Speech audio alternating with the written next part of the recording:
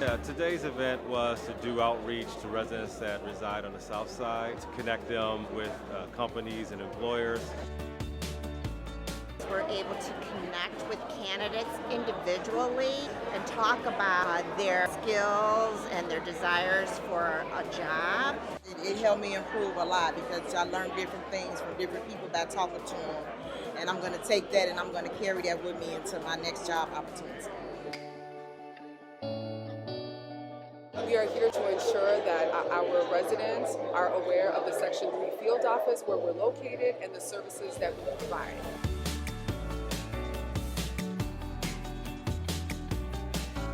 All the vendors are here, and what's so great about it, all of them are hiring. So we have someone here for everyone that fits everyone's needs. It's so important that our folks that want to work get an opportunity to get a chance to work. Today I'm back. And today I got a full-time job. I'm not no part-time worker no more. Well, so far this event has been helping me out. I feel confident today. The job opportunities are great. It's a great blessing and many doors are opening for me. I'm looking forward to it.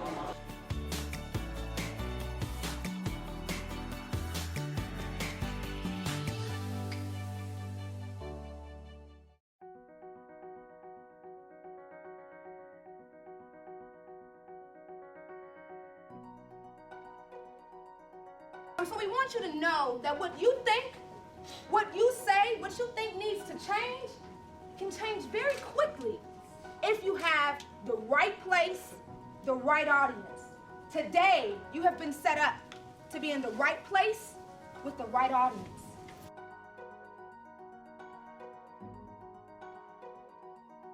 And we talked about our involvement after school, which is being more involved in our communities, such as protests, community service. Another one is involve aldermen in youth-led meetings, build a connection, meaning bring aldermen to like CPS schools, pull the students in like their communities, talk to them. Working wages, crime, city transportation. This all has a big impact. She sees a lot, like the light poles are down on the floor or whatever, and we're just trying to like talk about how we should like come together and like do stuff in the community. And know that you've got to take this back to wherever you've come from. This conversation can't stop because you're not sitting at a table. This conversation has to continue because you take it back to the table. There's power in what you think, and there's power in what you say, but there's greater power in community, right? So when you have a table full of 5 or 10 of you to have this conversation, and then you pull in the appropriate adults, you can change some minds. If we want to help each other and nourish ourselves to make sure that we're all safe, I believe that we all should come together as a band to be strong with one another and to truly be a successful area and community with each other.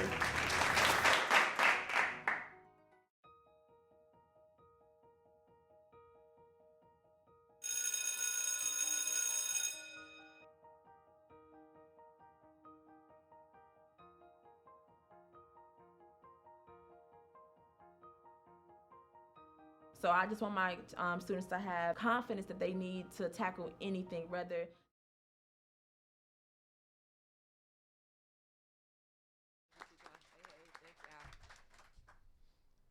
Commissioner Thanukas is a member of the Finance and Audit Committee, and Commissioner Parker is a member of the Tenant Services Committee. Chairman Hooker will make the formal introduction of our new commissioners during the board meeting.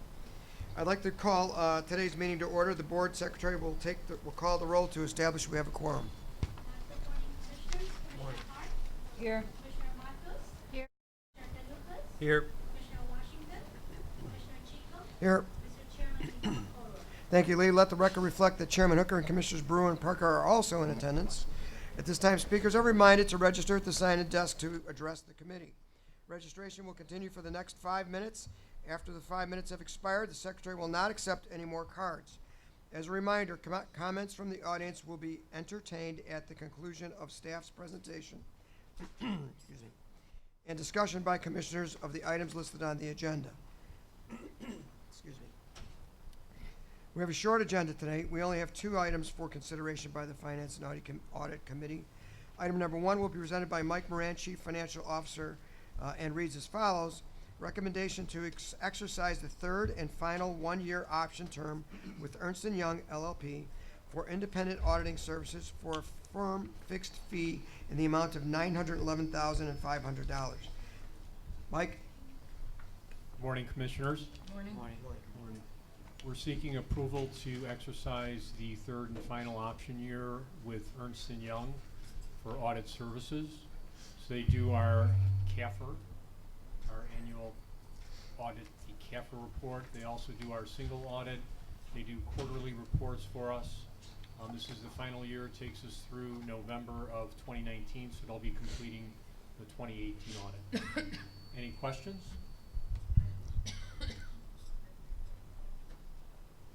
Commissioners, any questions? One question, please. How long have they been our auditor? 14 years. Thanks.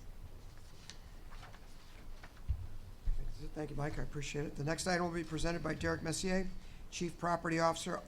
Item number 1A reads as follows.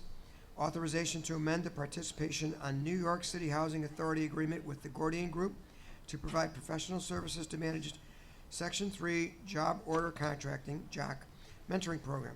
Derek? Derek. Here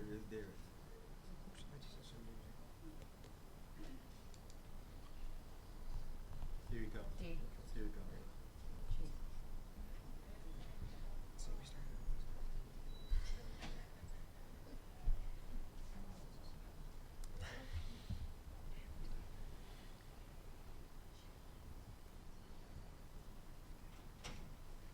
Thank you, Derek. We're ready for your presentation on the Gordian Group extension amendment.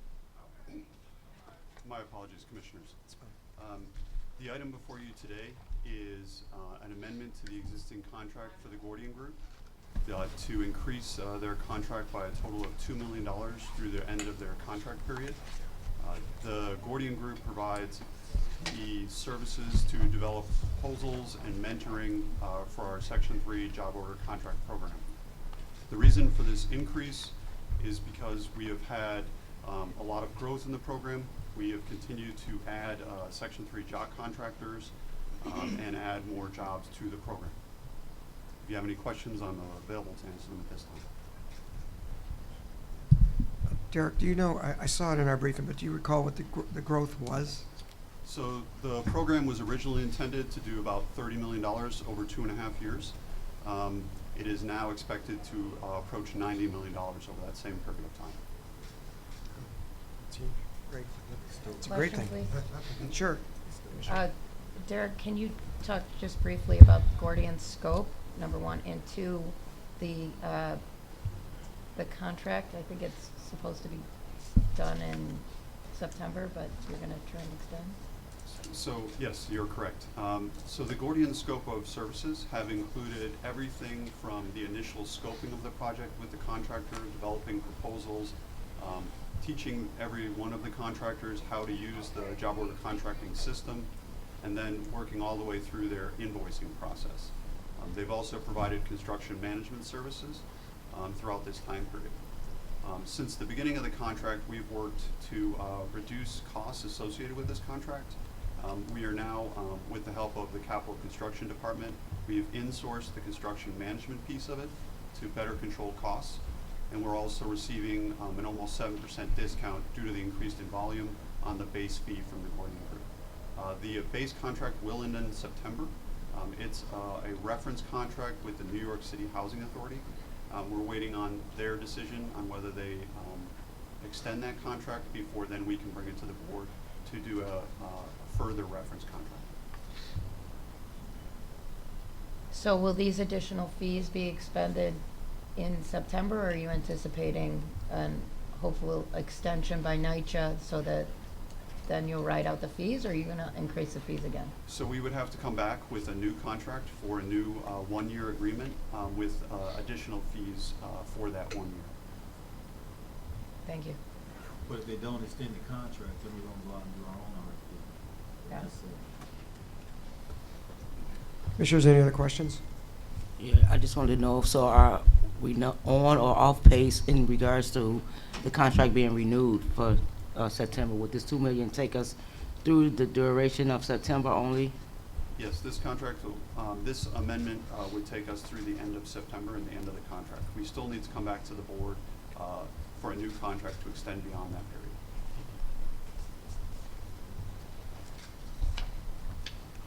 So Derek, we started this with assumption that we were gonna spend X amount with Jock. Right. And what was that again? It was $30 million, sir. And now we're, Now we're projecting to do $90 million over the 2.5 year period. that's great. That's fantastic. You know, based on what we hear, it feels a lot different than that. So congratulations to you. It's good. That's good work. Thank you, Commissioner. Any other questions, commissioners? Hearing none. Do I have any public participation cards? No, Mr. Chairman. So then I can skip this section, correct? Yes. So we have no speakers for our public participation. We'll move along. I believe that takes us right into voting, correct? Yes. Thank you. Commissioners, you have heard the comments from, there were no comments from public. Is there any further discussion on items 1 and 2? Hearing none, I'd like to present an omnibus motion for the approval of items number 1 and 2. Is there a second? Second. All in favor say aye. Aye. Are there any opposed votes, abstentions, or recusals? Hearing none, the motion carries and the resolutions for items 1 and 2 are approved. Since there is no further business to discuss, I will make a motion to adjourn this meeting. Is there a second? Second. All in favor say aye. Aye. Are there any nays? Hearing none, the July 17th Finance and Audit Committee meeting is now adjourned. Thank you very much.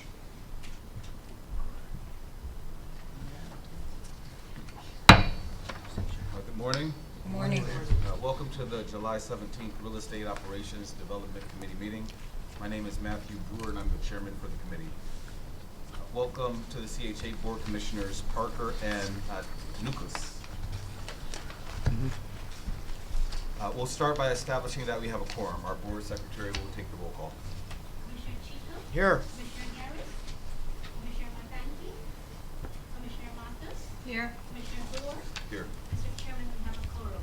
And for the record, Commissioner Harris is here. Okay. Thank you.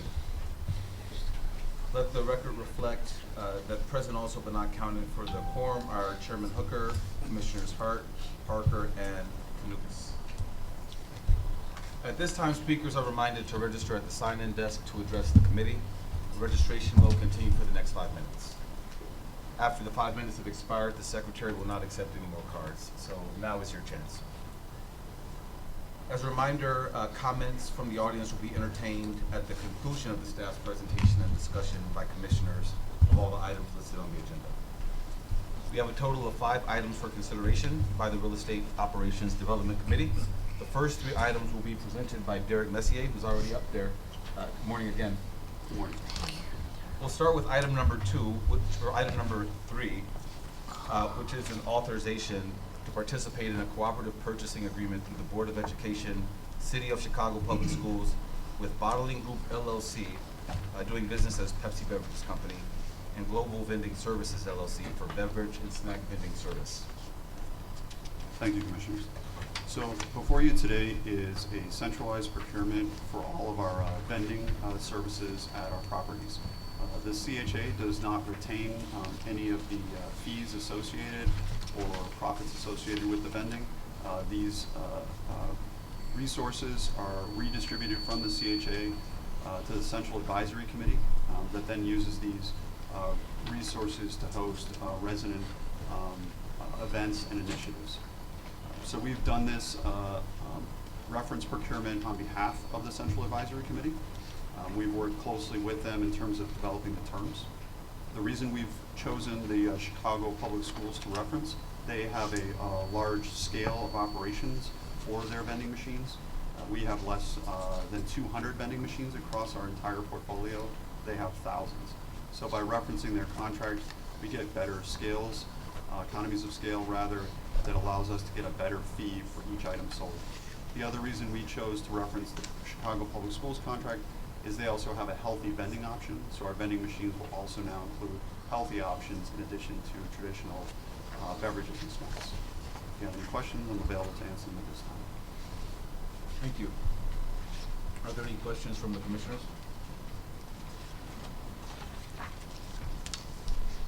Just out of curiosity, what kind of healthy snacks are we talking about? So I'm not familiar with all of them, but from going, taking my kids to school, I've seen them in the school vending. So they will have very sneaky snacks like vegetable chips, which look like regular chips but are made from vegetables. At least that's what it says on the package. They have, they don't have just soda. They have juice and water available also. Got it. And it's a complete replacement of the existing vending machines. Correct. And the addition of a few more. Yeah. So the current vending is done not in a centralized way. It's done property by property. So this allows us to consolidate that. And the other opportunity it gives us is to add more machines in different locations. Yes. Great. If there are no questions from the commissioners, we'll move on to item number 3, item number 4, which is an authorization to approve an amendment to an existing housing assistance payment contract for property rental assistance at Wabash Apartments. The item before you today is a request to amend an existing housing assistance payment contract with Wabash Apartments. We have been a partner with Wabash Apartments since 2008. Wabash Apartments provides an opportunity for people who are homeless or in danger of being homeless to get affordable housing. We have had this property under an annual contract instead of a long-term contract that's before you for 15 years, primarily to give that property time to stabilize its finances and its operations so that we could feel confident that they could enter into a 15-year agreement with us and reinvest in their property. Great. Are there any questions from the commissioners?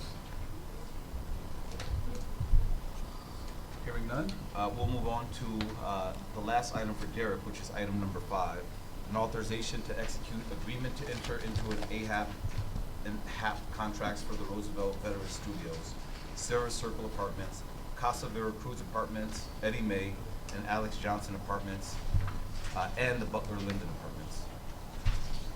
Thank you. So the 5 proposals for housing assistance payments contracts before you today are for new agreements with the Chicago Housing Authority. The first 2, Roosevelt Road Veterans Studios and Sarah Circle Apartments, those are new construction buildings. They're anticipated to open in the fall of 2020.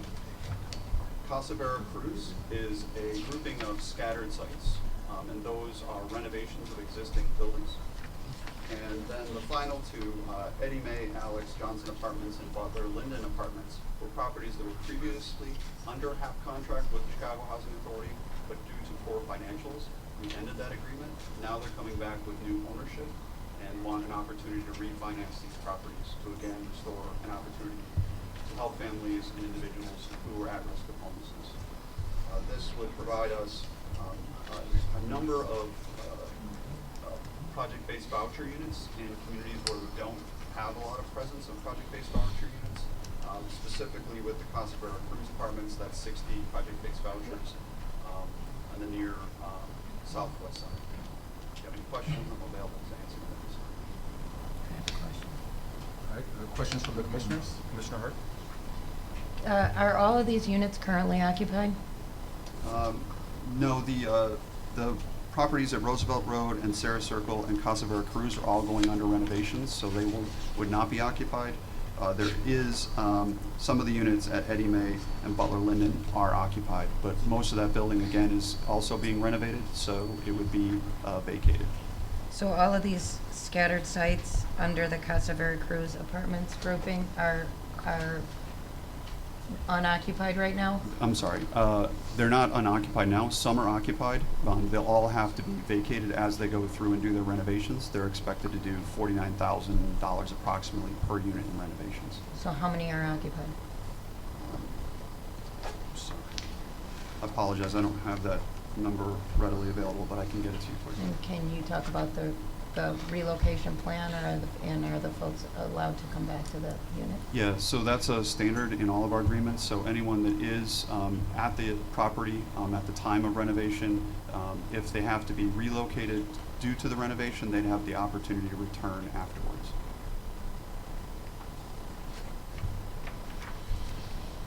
Are there any other questions from the commissioners? Yeah, so you said the residents that may have to be relocated, are we assisting in that relocation? We don't provide any assistance other than the housing assistance payments contracts for these agreements. So the owner of that property has to facilitate that. So they, generally what they would do is they would relocate that resident to another unit in that development or another development that they have a unit in. Any more questions from the commissioners? All right, hearing none, thank you, Derek. I think you're done. Thank you, Commissioners. And we'll move on to the next two items, which will be presented by Diana Liu, our Chief Construction Officer. Item number 5 reads as follows. A recommendation to award 9 contracts for a total aggregate not to exceed $8 million for the Environmental Consulting Services IDIQ program. Thank you, Commissioner Brewer. Good morning, Commissioners. The CHA has a mandate to provide a stable of environmental consultants to be ready on hand as needed to conduct environmental inspections, and that includes mold, asbestos, lead-based paint. We're working with the property department, construction, as well as for any acquisitions, dispositions, and development. And these have to be licensed independent third parties that cover environmental insurance. So we had a contract that was expiring. It's expiring at the end of this month. This is request for approval of a new contract that went out for an RFP, and the proposals that came in were reviewed by our standard procurement process with best and final offers. This pool has 9 approved vendors and consultants, and so we're requesting your approval for a base contract of 2 years with 2 one-year options with a total not to exceed $8 million. There's also a reserve capacity in the event there are special emergency needs requested by HUD or just the CHA in general. Any questions? I have a question. So all of these different contracts are for the different environmental services when different needs arise. When a particular need arises, how do you determine which contractor to use? For example, with lead, when we were asked by HUD because of Secretary Carson's mandate, it goes by region. So if it's scattered sites regions, we allocate per region, also by capacity as well. People with the deeper benches also get the, we again look at them in terms of both the region as well as capability to get it on time and the timeliness or urgency of the project. So there's a decision made on a case-by-case basis on which firm would be the best fit given the needs? Correct, absolutely. And also, some firms qualify just for industrial hygiene, others environmental engineering. And so we also match that as well. Diana, have we expended the bulk or all of the monies allocated to these firms in the previous contract? Do they all get spent down to near zero? Or do some people have some money left over? Commissioners, there's still money left over. And that's why we designed it this way with a lower amount, but also so that when it comes up for option year, which we in the past, we allocated $1 million to each contract. Here, we don't have that. We've cut it down. We have 9 firms. We want to be able to give everybody a chance, and especially newer firms, the chance to work, and also not stick ourselves with an obligatory $1 million per contract. It's $1 million for the whole option year across 9. And it's a cost savings to us as well, a reserve capacity that's only tapped into during the 4 years if needed. Thank you. Thank you. Are there any other questions from the commissioners? Hearing none, we will move on to number 6. Item number 6 is a recommendation to award a contract for the construction of the Altgeld Gardens Community Child Care and Library Facility. The recommended awardee is ALL Masonry Construction Company, Inc., for a total not to exceed amount of $22,779,596. Thank you, Commissioner Brewer. Commissioners, this facility is in furtherance of the overall master planning that CHA has undertaken with Altgeld and has spoken with its residents in the community As you know, from 2004 to 10, we did major renovations. In 2016, we completed 218 units on 7 and 8, and also demolished certain completely deteriorated buildings to provide more recreational and green space for the residents. This facility is a 40,000 square foot use facility on an open lot right now. There will be a 10,000 square foot state-of-the-art, up-to-date library that will provide after-school homework support for students, as well as library for the residents. Also provide a new daycare center, and that daycare center will consist of 22,000 square feet, 12 classrooms that will also provide parent resources, as well as indoor and other special recreational programming for the community of 1,500 households. And finally, as part of this, there is also an 8,200 square foot community center that will be available to the community. Board Chair? Yes, this Chair. came through, and so you know, the award came through again, a full invitation for bid with our standard procurement and processes available to everyone in the selection of the lowest responsive bid. Thank you. May I go out of protocol? May I ask Bernadette Williams to come up and speak on this? Yes. Our LSC president at Oakdale Gardens.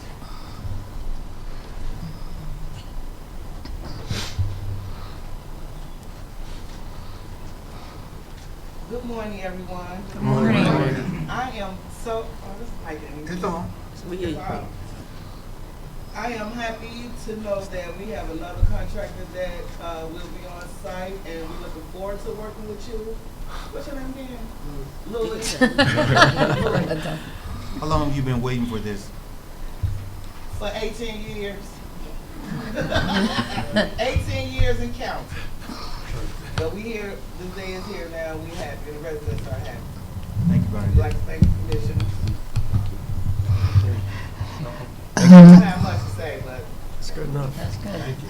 I'd like to have something to say. Commissioner Harrison. Yes. I've been on this board for a very long time, and I would just like to say I am truly happy to hear this good news today, because the people at Allgill have been deserving of this for so many years. Yes, 18 years has been a long time. And I'd just like to commend the leadership here on this board, for our CEO and the team, for making sure that this happens, because we've had so many promises in the past. But to see and to know that we're going to have this beautiful building erected in the Allgill Gardens is just going to be phenomenal. And I want you to know that the people in Allgill are excited, because I'm hearing about it. I don't live in Allgill, but the news is traveling. And so I just want to commend you, and I believe we need to give our team a good hand for what they're doing. Come on, let's do that.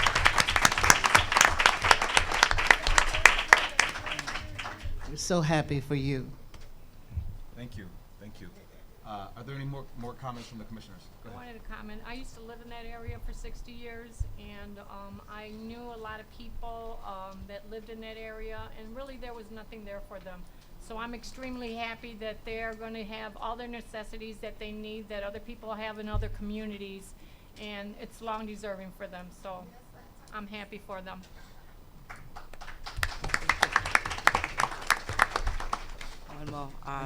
I'm originally from Allgill, and so I just wanted to say that this is truly a blessing. Like Mr. President said, Allgill been waiting a long time for this. I'm quite sure our kids, those kids at Allgill, will take full advantage, and it can assist us in making sure that they get the education and the training, the practice and stuff they need. So state-of-the-art libraries is something that we never had at Allgill, and so again, I'm grateful to the team that put this together and got the job getting ready to get it started.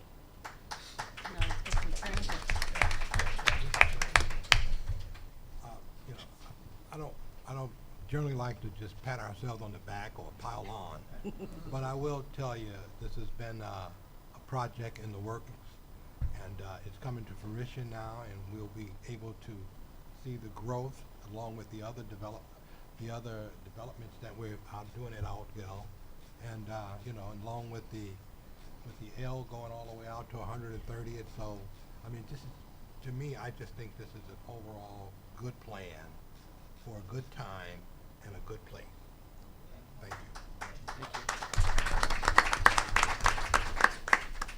Wonderful. Well, thank you, everyone. If there are no further questions from the commissioners or comments, and the only card I have was for Bernadette Williams. Do you want to say anything else?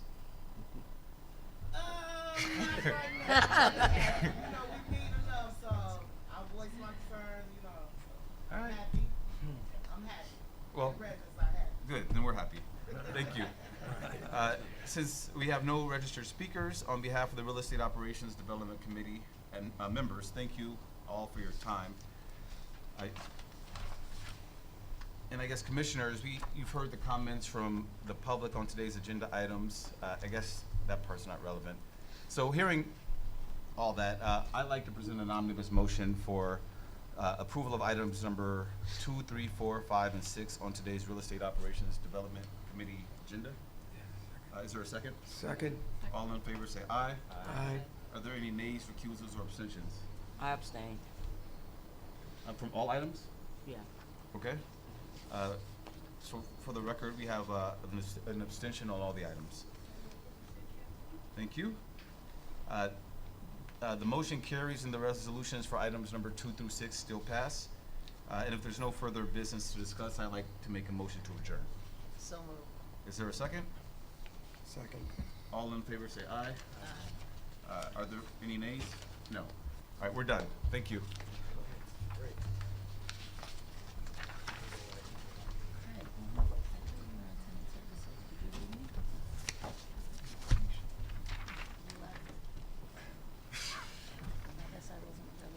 I got kicked out. You guys ever had it out? Yeah, I'm sorry. Well, now I'm. Oh, you're at that? Hey, you're making me. Damn, it's like she couldn't wait to get ready. Yeah.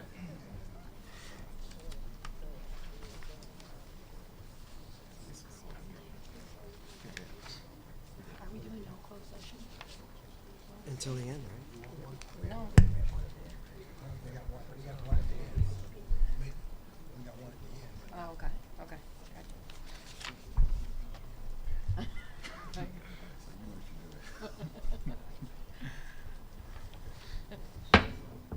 Good morning.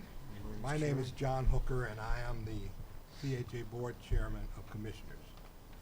On behalf of CHA Board of Commissioners, I would like to welcome you to our 81st annual board meeting.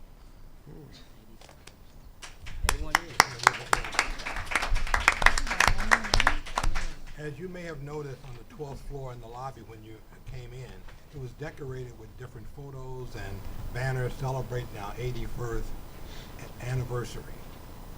There are pictures of Oakwood Shores, Legend South, Roosevelt Square, West End, Horner Mid-Rise, as well, and several other developments.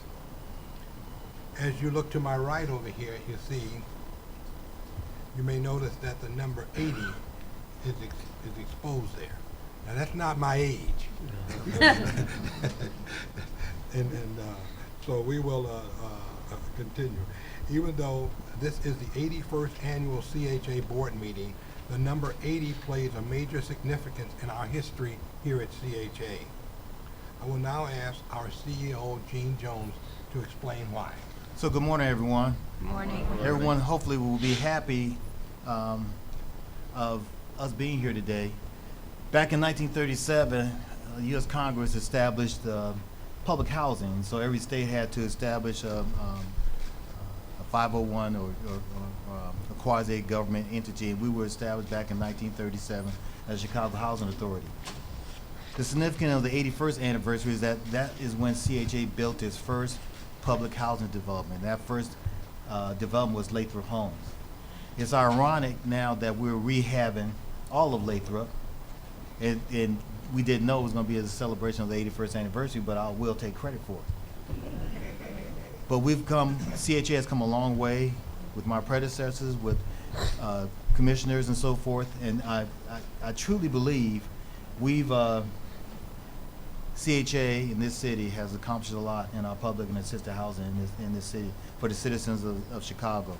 And I'm just so proud that we're celebrating this here with you today and sharing this with you today. I have to give my hat off to Cass Miller, who have put all the decorations together. If you look at the little houses that you see around here, they look like little puzzles.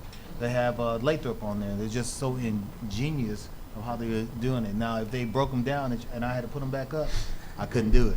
I have to glue them together.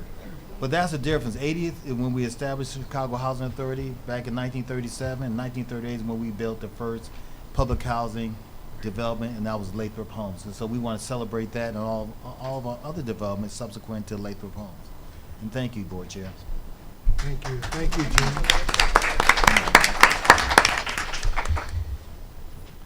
Onward and upward. Thank you. As we look, yes.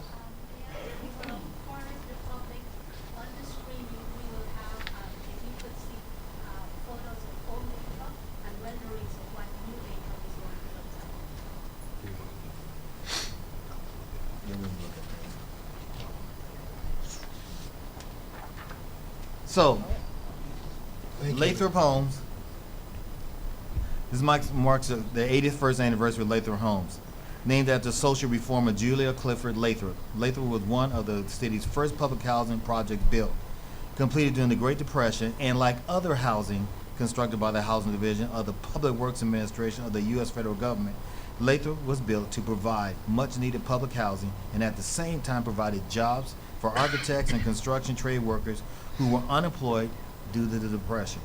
Designed by a group of noted architects, Lathrop was among the first of 3 federally funded public housing projects in Chicago, along with Jane Addams Homes and Trumbull Park Homes. Lathrop's 31 buildings were designed in the prairie and arts and craft style. Constructed on 34 acres, they sit along the Chicago's River North Branch. Lathrop is considered to be one of the best public housing developments built in Chicago, with low-rise buildings and townhomes that help to foster a close-knit community. Lathrop's townhouse style buildings often include a small kitchen gardens that residents use to grow their own fresh vegetables. Through the years, Lathrop has been considered one of the most racially diverse public housing communities in Chicago. The new Lathrop. In October 2017, the CHA and Lathrop Community Partners broke ground on the new Lathrop, a forward-thinking community designed for people from all walks and rooted in a rich cultural past. The redeveloped Lathrop will be a mixed-income, mixed-use community that will include public, affordable, and market-rate housing along the significant green and open space. This revitalized community will infuse the historic architecture of the original neighborhood with the modern touches of today's lifestyle.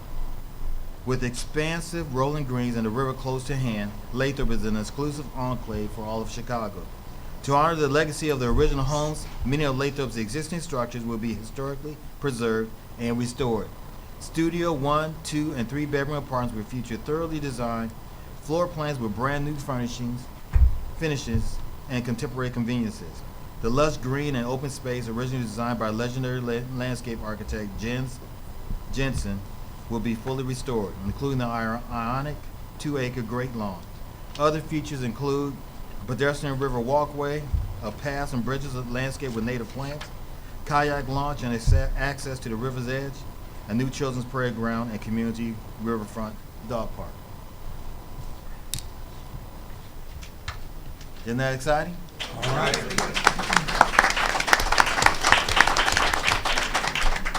Back 80 years, it was just housing. Now it's much more than housing. It's a neighborhood. It's creating a community, and still being affordable and very a great quality of life for everyone who lives in and around that neighborhood. Thank you, Jim. Thank you. Thank you very much, Gene. I will. I'd like to take a moment here. You know, when the mayor asked me to chair CHA's board, and I needed to know basically where his head was and what was he looking for. And he told me, he said, I'm not just looking for bricks and mortar, John. I'm really looking to help develop people, communities, and neighborhoods. And with that mission in charge, we really got together and began to do that. And what you see up here today and some of these other projects that we're moving on, they're not just bricks and mortars. and it's just not housing. Over at Altgeld, that new center, which I know, Bernadette, you've been looking for, those are some of the things that he talked to me about, saying, you know, how can we look at developing more than just bricks and mortars? So to that end, I am extremely proud to be here today to help represent what you see and where we're going, as well as where we've been. So thank you all. And Gene, thank you very much for your leadership here, and we will look forward to celebrating more accomplishments in the upcoming future. Thank you, Board Chair. Thank you.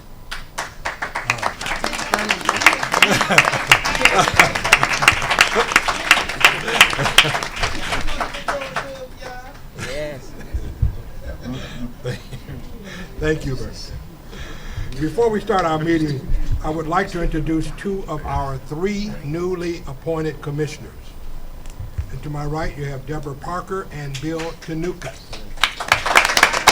Welcome. Unfortunately, due to commitments made prior to his appointment, Commissioner James Matanke is unavailable to attend today's meeting. Commissioner Matanke will be formally introduced at the September board meeting. Commissioner Deborah Parker. Commissioner Parker appointment was confirmed by the City Council on June 27, 2018, and will extend through July 2019. Commissioner Parker is the first HCV resident appointed to the CHA board.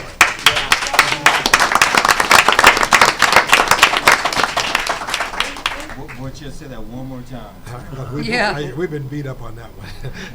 Commissioner Parker is the first HCV resident appointed to the CHA board.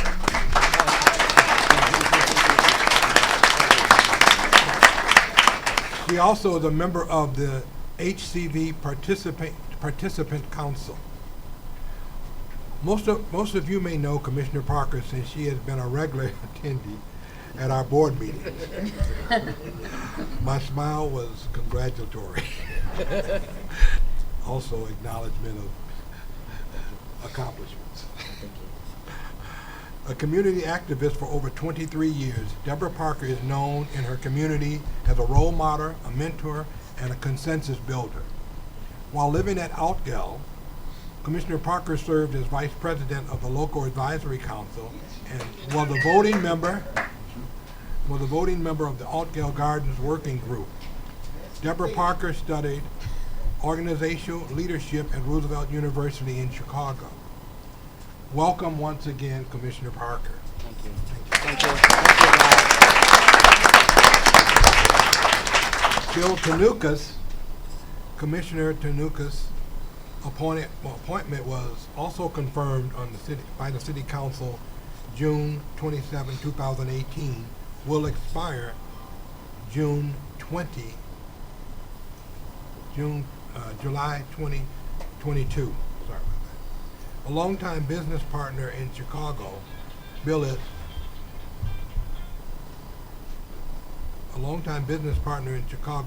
the co-owner of the Greek Kitchen mini chain of restaurants and a 42-year-old hub restaurant which was founded by his father. Prior to becoming Director of Government Affairs for BMO Harris Bank, Bill served as Chief of Staff for City of Chicago Treasurer Stephanie Neely, managing the day-to-day operations of the Treasury Department. Bill began his career as an assistant to Chicago Mayor Richard M. Daley in the Office of Intergovernmental Affairs. Bill received his Juris Doctorate degree from Loyola University, Chicago School of Law, and is a member of the State Bar of Illinois, the Chicago Bar Association, the Hellenic American Leadership Council. Let's greet our new commissioners with a round of applause.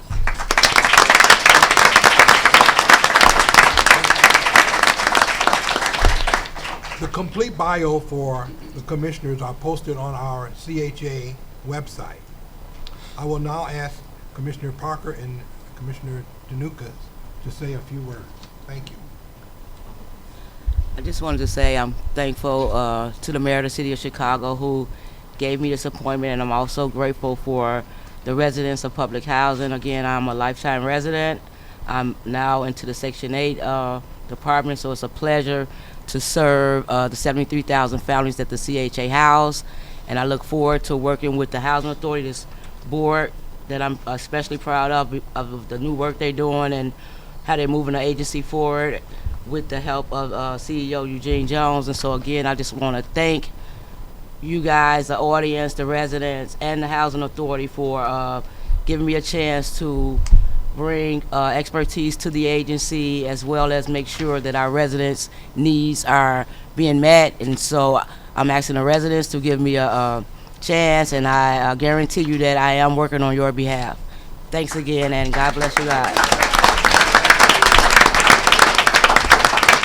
Commissioner Danukas. Thank you, Mr. Chairman. Good morning, everyone. Good morning. Very happy to be here as a resident of the city of Chicago and someone who's invested a lot of time and money and resources in building a business here. I've got a lot vested in this city. I love this city, and I'm happy to be back doing something in public life.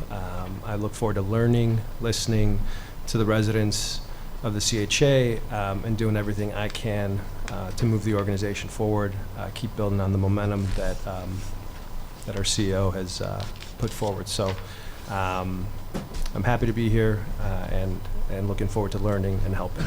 Thanks. Thank you. Thank you, Commissioner Parker and Danukas. We now have a full 10-member board at CHA with the addition of the latest 3. So at this time, thank you all. At this time, I would like to call the July 17, 2018 board meeting to order.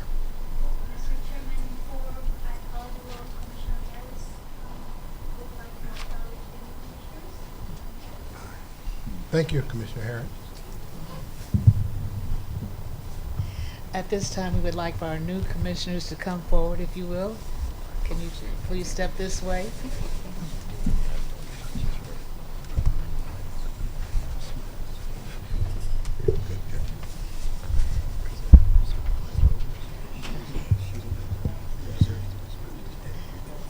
On behalf of the Chicago Housing Authority, the board, and our chairman, Mr. Hooker, and our CEO, Eugene Jones, and our 8-member board here, we just want to say that we welcome you into the CHA Family Board.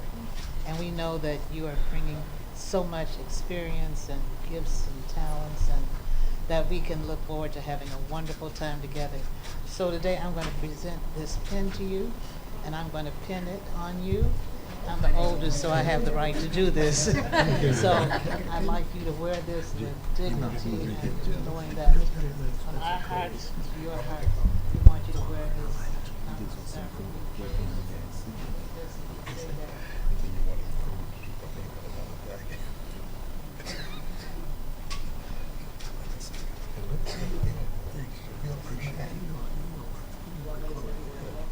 Yes.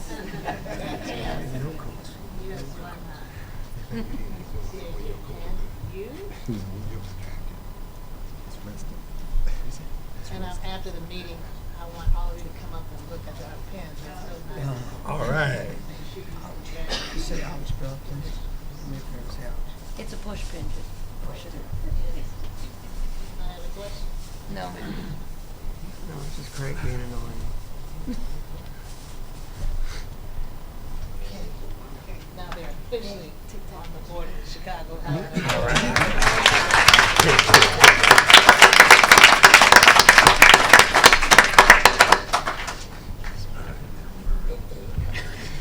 Okay.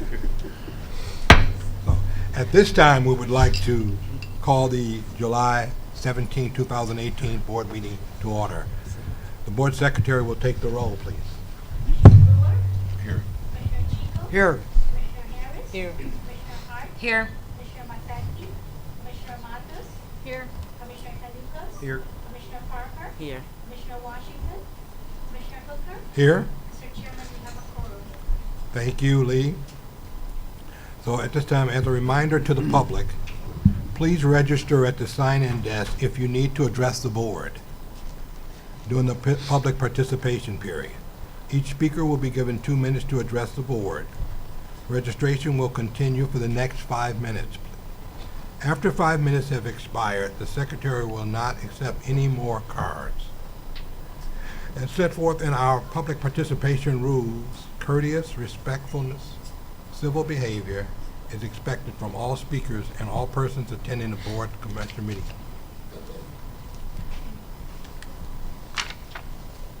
Individuals who are disruptive will be given a warning and will, if necessary, be removed from the meeting. If any individual is removed from the meeting as a result of disruptive behavior, an individual may forfeit his or her right to re-enter in the future for board meetings and committee meetings. And lastly, please turn off your cell phones while the meeting is in session. At this time, we will have some centering thoughts from Commissioner Mildred Harris. Commissioner Harris, please. Thank you, Mr. Chairman. And good morning, good morning, good morning. Isn't this a beautiful morning? It's beautiful. I didn't hear you. Come on. Yes. Yes. All right. Just to think, 80 years we're celebrating the CHA. And I thought it would be appropriate if I would just share again the vision and the mission statement for the Chicago Housing Authority. The vision. The Chicago Housing Authority will foster an innovative, diverse, dynamic, and productive team that works in a healthy, collaborative, and respectful environment towards a shared vision of excellence. Our mission is to leverage the power of affordable, decent, safe, and stable housing to help communities thrive and low-income families increase their potential for long-term economic success and a sustained high quality of life. And this is our promise. So thank you so very much. And again, let's celebrate by putting our hands together for 80 years here at CHA.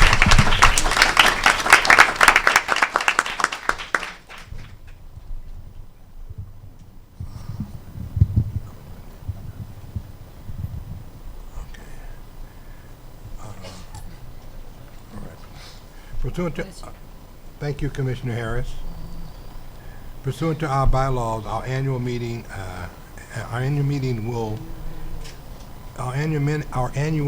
that we elect our officers, coming up for election today are position of vice chairman and secretary. At this time, it would be my pleasure to nominate Commissioner Greg Chico for the position of vice chairman. As vice chairman, I continue to rely on Commissioner Chico's assistance, support, and leadership. I will therefore make a motion for Commissioner Chico to become the position of vice chair. May I have a second? Second. All in favor say aye. Aye. Are there any ayes, noes, or recusals? All right. Hearing none, the nomination duly made and second, Commissioner Chico is re-elected to the position of vice chair by unanimous vote. Commissioner Chico, do you have an accepting position as the vice chair if you elected? Yes, sir, I do, Mr. Chairman. I thank you very much, and I'm honored to serve with you, Mr. Chairman, and I'm honored to be a part of this board and serve with my colleagues and be part of the direction that the CHA is now moving into, and I promise to do my best to uphold that mission. Thank you very much. Well, thank you. Thank you very much there. The second position up for election is our board secretary. I would like to now nominate Lee Chuck Gill and make a motion for Lee to continue to fill the position of secretary. May I have a second? Second. Okay, all in favor? All in favor say aye. Aye. Are there any nays, recusals, or abstentions? Hearing none, the nomination duly made and second, Lee is re-elected to the position of board secretary by unanimous vote. Lee, do you accept the position of board secretary to which you are re-elected to? All right, thank you. Each of the officers so elected are present and accept the office of which they were elected. Congratulations to Craig and Lee on your reelection. Committee reports. Okay. I'm trying to move to where you are, Gene. Yeah. Tell you what, let me pause and just deviate a little bit from our program, our regular program, and let our and ask our CEO to present to the students. Good morning, everyone. Morning. Good morning. My youth stand up, please.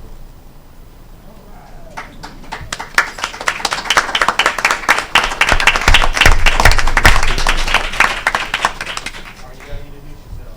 First, last name, go ahead. How's everybody? Great. All right. There's too many for that.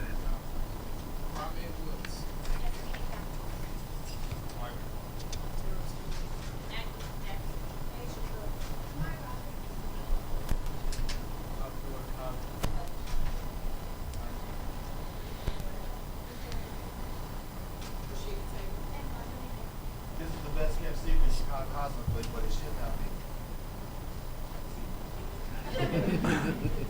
In 2016, CHA launched a yearly youth campaign to increase youth engagement with several new initiatives, including the establishment of an inaugural youth council in partnership with Mikla Challenge, a nonprofit working to expand civic education and participate among low-income Chicago youth. In addition to supporting young people as policy experts and community leaders, I wanted to have a youth advisory body that would provide a voice for our young people to focus on the issues that are important to them and allow them to recommend programs and resources that might be a part of the solution. Now it is in the third program cycle. The CHA Youth Council gives our youngest public housing and DCB residents a way to engage in purposeful collective action with direct access to CHA decision makers, which is me. This summer, council members are participating in intensive leadership development, team building, participatory action, research, internship, and will develop recommendations for CHA leadership to improve the policies and programs impacting youth. In addition, this fall, council members will be involved in the planning and implementation of a one-day youth-led summit for young people across the city to share ideas and solutions on key issues that affect their lives. The council's program manager and lead facilitator for Mikla Challenge, Maria, you here? Maria, stand up. All right. Maria, I'm sorry. The council CHA liaison, adult ally is Ebony Campbell, and we stand as director of youth opportunities and resident services for CHA. This is my pride and joy. All right.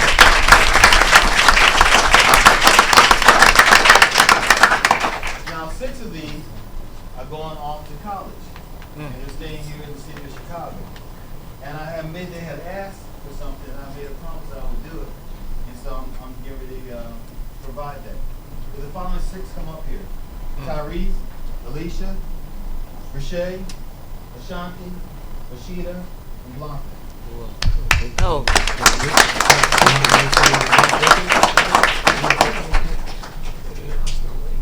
You guys remember the apple? Yes. Think about it. Great. Laptop. Laptop. What do you guys want to say to the audience and to the commissioners about your experience here at our youth conference? It's awesome, y'all, for real.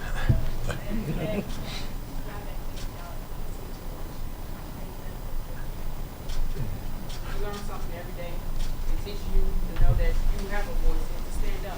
Don't just let things happen in your community when you have power. Your voice matters. Yes. Without CHA, I wouldn't be on a con. It was great. Did you hear that? How about that? How about that,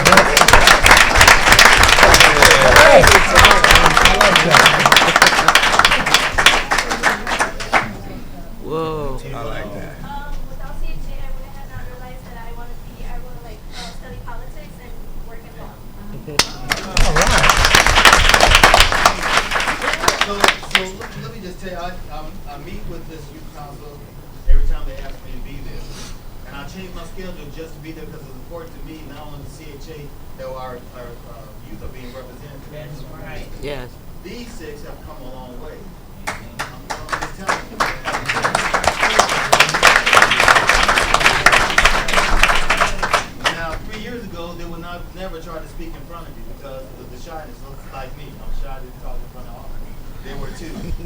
now they're accomplished, they're strong in how they feel, and they want to represent the youth who live in public and assisted housing.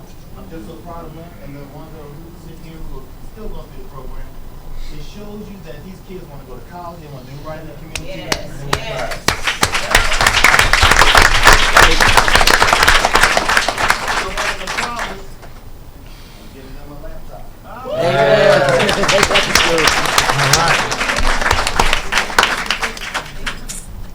What's that? Your name's on. Oh. Sorry. It's Alicia. Looks like you. She's like you.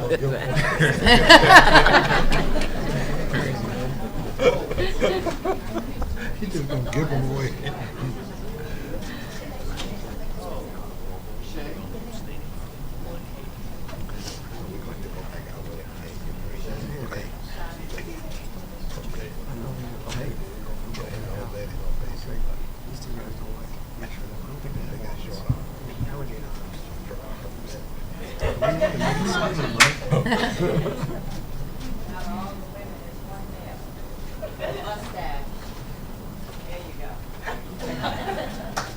All right.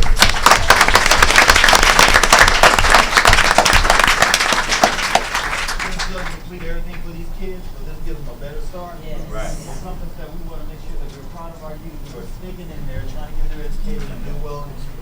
I take my hats off to them. If everyone would stand and give them a round of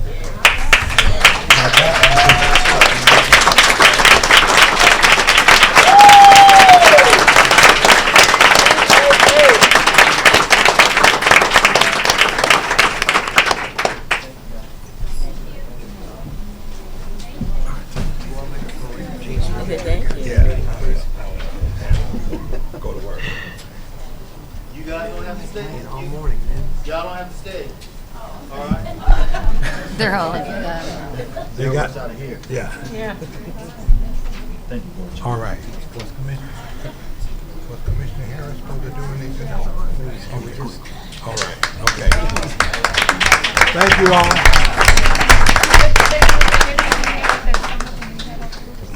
I thought so. All right, congratulations and thank you to all the students Good luck in college. that will be going to college this fall.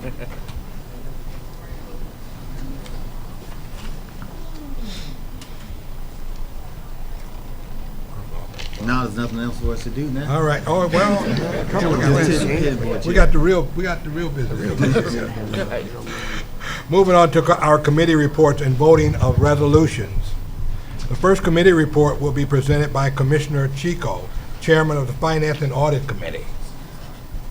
Thank you, Mr. Chairman. The Finance and Audit Committee held its regular meeting at 8:30 a.m. today here at the CHA corporate offices. I chaired the meeting, and the following committee members were present as well: Commissioners Hart, Matos, and Thanoukas.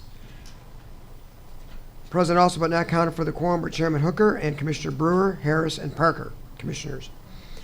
The Finance and Audit Committee members then discussed, voted, and recommended for approval the following two items. Item number 1, recommendation to exercise the third and final one-year option term with Ernst & Young, LLP, for independent auditing services for a firm fixed fee in the amount of $911,500.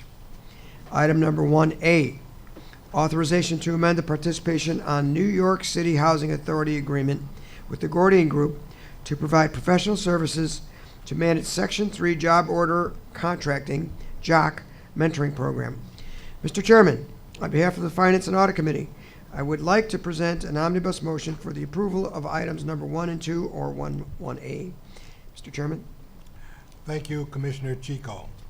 We have a motion on the floor presented by Commissioner Chico for approval of items 1, 1A. Did you also do 2? No. All right. 1 and 1A. Is there a second, please? Second. All in favor say aye. Aye. Are there any opposed votes, abstentions, or recusals? Abstaining from 1A. Let the record show that Commissioner Parker is abstaining from item 1A. Thank you, Board Secretary.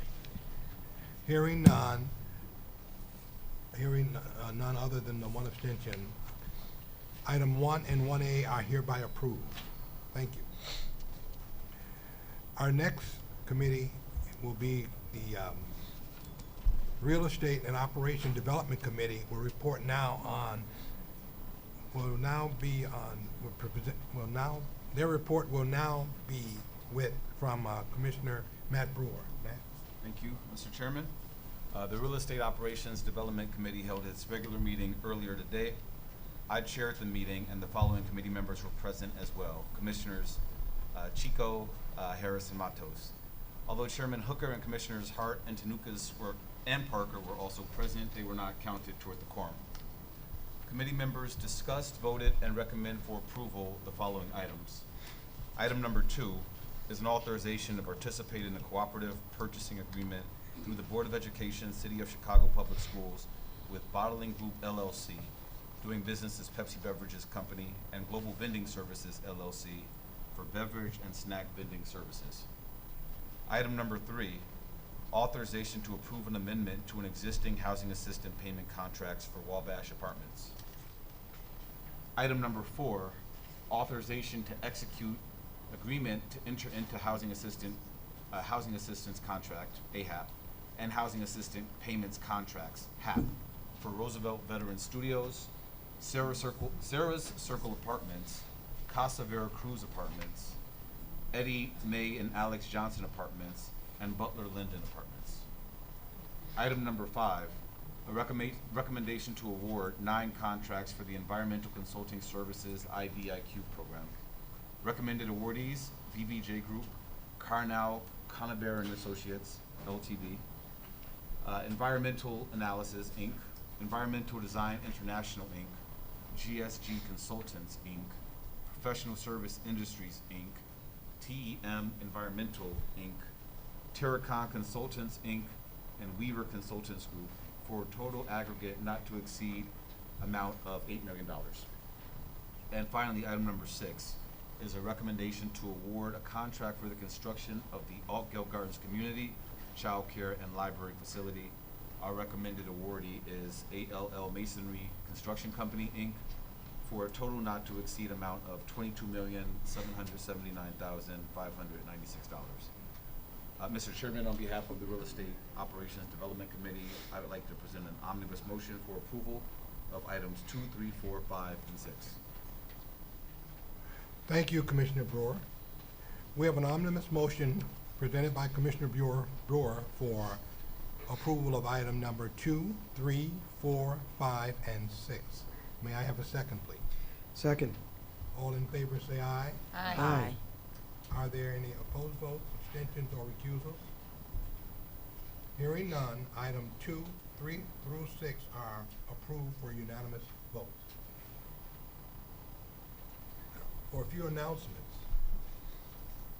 In response to the June 19th board meeting, comments are available at the sign-in desk. As a reminder, there are no committee or board meetings scheduled for the month of August. Our next committee, what's that? Okay. Our next committee and board meeting are scheduled for Tuesday, September 18th, 2018. Please note, with the September 18th meeting and until further notice, CHA committee meetings and board meetings will be held at the CHA's Family Investment Center, better known as the FIC, located at 4850 South Wabash in Chicago. Let me repeat this one more time because, you know, this is going to be a deviation and a difference for us. On September 18th, committee, board meeting, and until further notice, all the committee and board meetings will be held at the FIC, which is 4859 South Wabash. But we will now start our public participation. The registration is closed. As a reminder, speakers will be given 2 minutes to address the board. As I mentioned at the beginning of the meeting, personal attacks and abusive language leveled at commissioners, staff, or residents or other individuals will not be tolerated. Individuals who are disruptive to the meetings will be given a warning and will, if necessary, be removed from the meeting. Responses to comments presented during public participation will be distributed at the September board meeting. Lois, to my left, will let you know when you have 30 seconds remaining and when your time is up. If you have any written material for the board, please give that material to the board secretary. Our first registered speaker is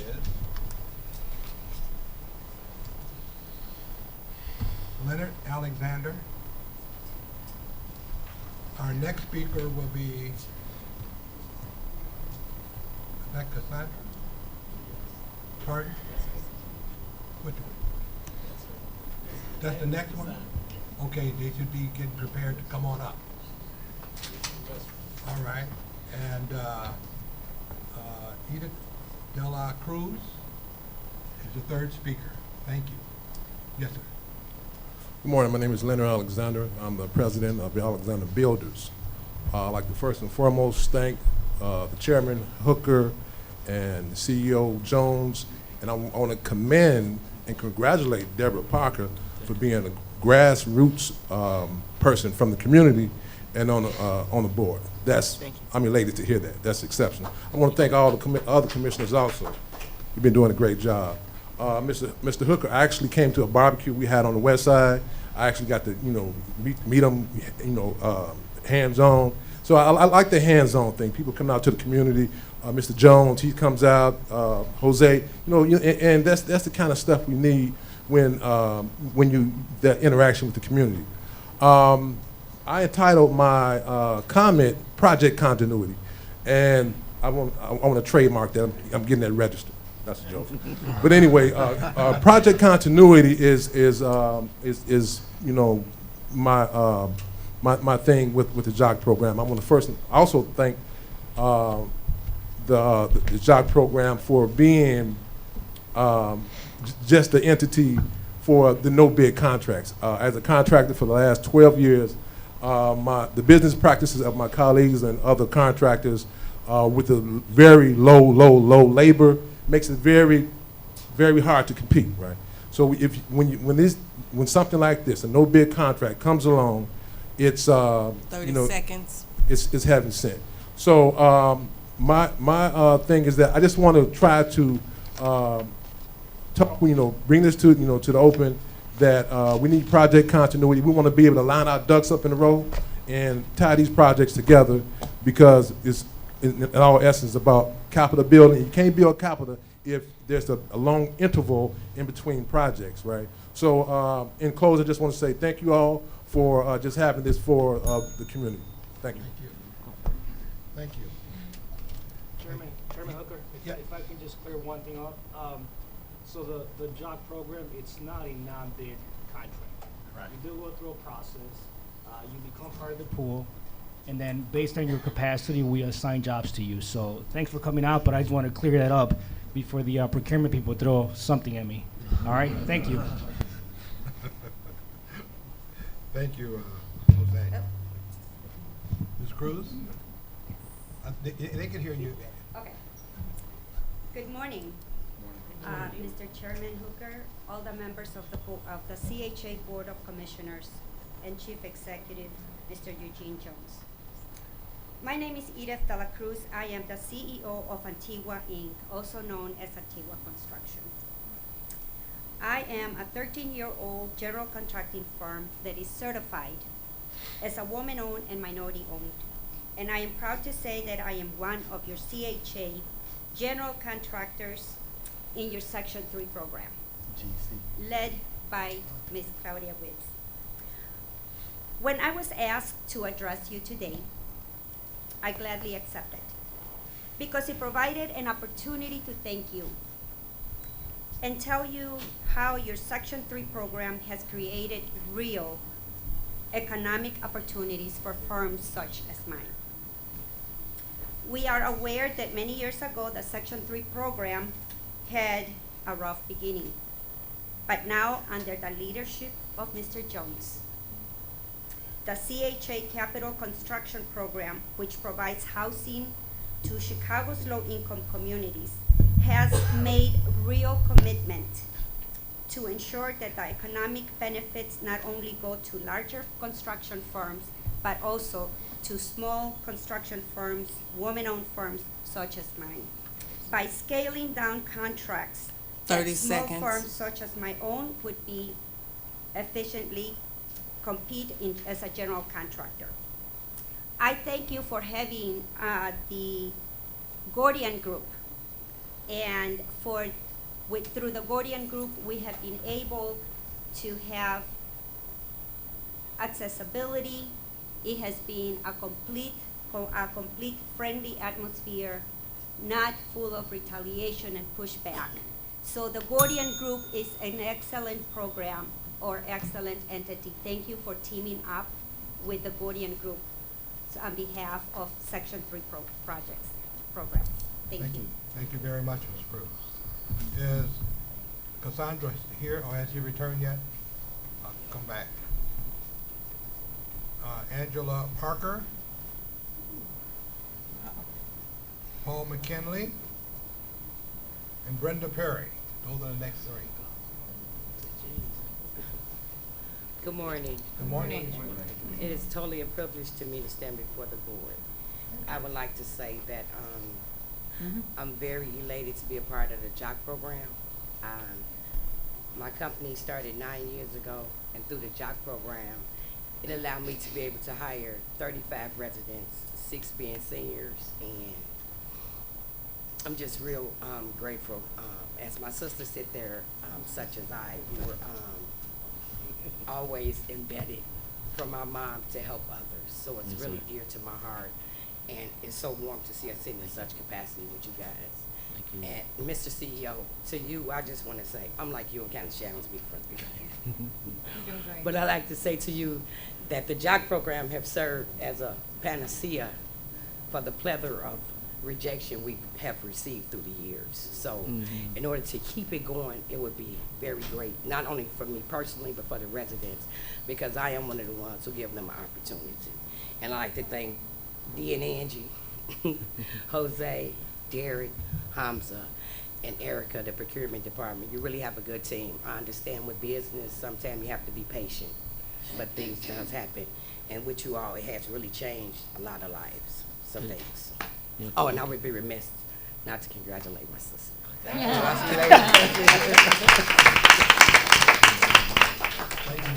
you very much, Ms. Parker. Mr. McKinley? Ladies and gentlemen, I would like to bring up the JOC program. I think it was a good idea that we, the grassroots organization, sat down with CHA and to formulate the JOC program with the idea with Gene, who had the idea of bringing it to the city, and other groups who wanted it to be here. But you know, you always got haters in the background that really don't want a lot of our residents and our low-income people to have independence. I push for independence because we have a lot of violence in our communities, and contrary to popular belief, we don't have a religious problem because we have more churches in Chicago than they have in Bethlehem, and Jesus was born there. And so I'm saying that our issue is to put our young men to work. And as soon as we can put our young men to work, as soon as we can get our young women to be a part of the workforce, it will resolve a lot of issues. I know I'm kind of diverting, I had a real controversial argument with some people on 71st that only seems to come out with the police protests.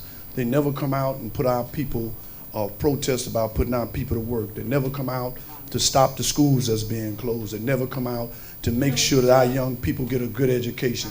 They never do anything else 30 but seconds. to seem to come out when we are agitated, upset, and provoked. And our people have to make sure that we don't allow other folks to use us. Now, I'm only talking to my people right now. I know there's other people in the room that they don't do y'all like that. And we're not gonna allow other people to provoke or make a fool out of us when we got something where we can put our people to work. Because other folks is looking out for their people, and ain't nothing wrong with that. Ain't nothing wrong with that. And I'm up with that, but I'm also up with putting my people to work. Thank you very much. Ms. Perry?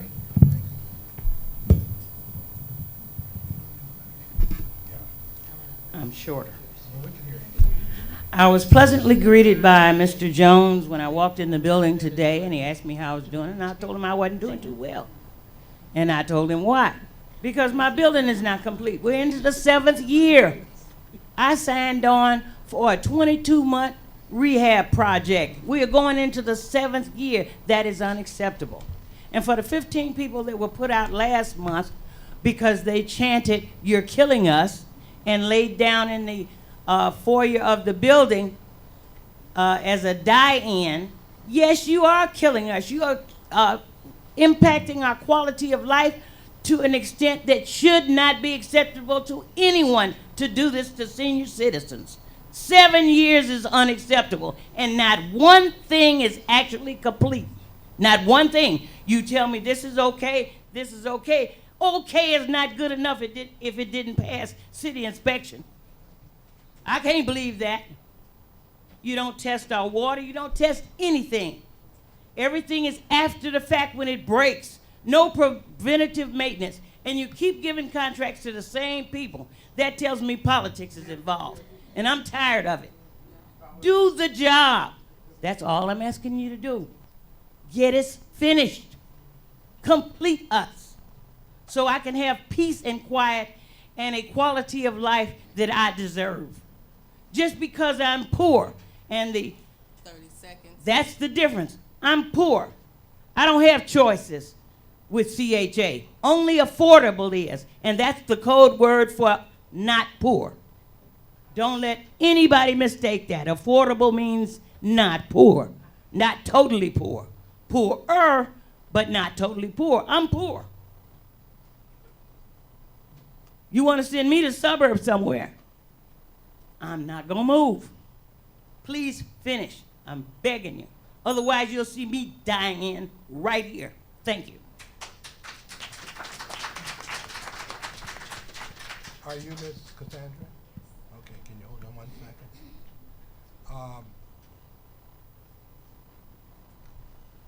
Ms. Perry comes here every board meeting and expresses her dissatisfaction with the work that's being done in the building. Several of us board members have gone out, and I mean, we've been accused of not caring, not knowing, and not coming out. We have gone out. We are looking at that project. And then to you, Ms. Perry, a schedule is being prepared. Now, in all due respect to you and to every other person that's living there, we have had some challenges. We've had a contractor that had to be removed. I'm not just going through this just for the sake of going through it. I just want you to hear the other side. We do care, we are working on it, and we will get it done. I personally was out there last week myself, along with another board member, and other board members were there before me. So it's not falling on deaf ears, and we are scheduling to get that done. Ms. Cassandra, please. Good morning. Good morning. Good morning to you. I'm Cassandra Pittman. I'm here to represent Pittman's Construction. I just want to share an extreme amount of gratitude to the committee, CHA, and the Gordian Group. There are kinks in everything, but I'm here to say that there's more good being done than bad. I work at Lincoln Perry Homes. The amount of work that's being done, the changes, a lot of the residents are extremely happy with what you guys are doing, what you guys are allowing us to do for the community. What I feel like this program is about is not only to help the contractors, it's helping the communities in all, our children, the elders. It's to basically build. That's what it's about. That's number one, building a stable foundation for our communities, for our children, for our elders. I would like to say that everyone that I've worked with the Gordian Group, CHA, all of the contract managers have been extremely professional in getting things done. Irene Harris, CHA, Anna Epps, Latanya Watson, Kareem Vargas, Erica Dominguez with the Gordian, and last but not least, Kimberly Urenberg. She's my project manager. She's the contract manager over at Lincoln Perry. Does an amazing job. I just want to say that understand that there are gonna be kinks in everything that's going on, but to look at what's actually being done, the bigger picture, and that's giving back. It feels good to be able to employ people that are Section 3 and have them feel good about what's going on in their building. That makes me feel good. So let's just start by understanding what's really going on and really put more into the program instead of taking away. Thank you. Thank you very much, Mrs. Sandy.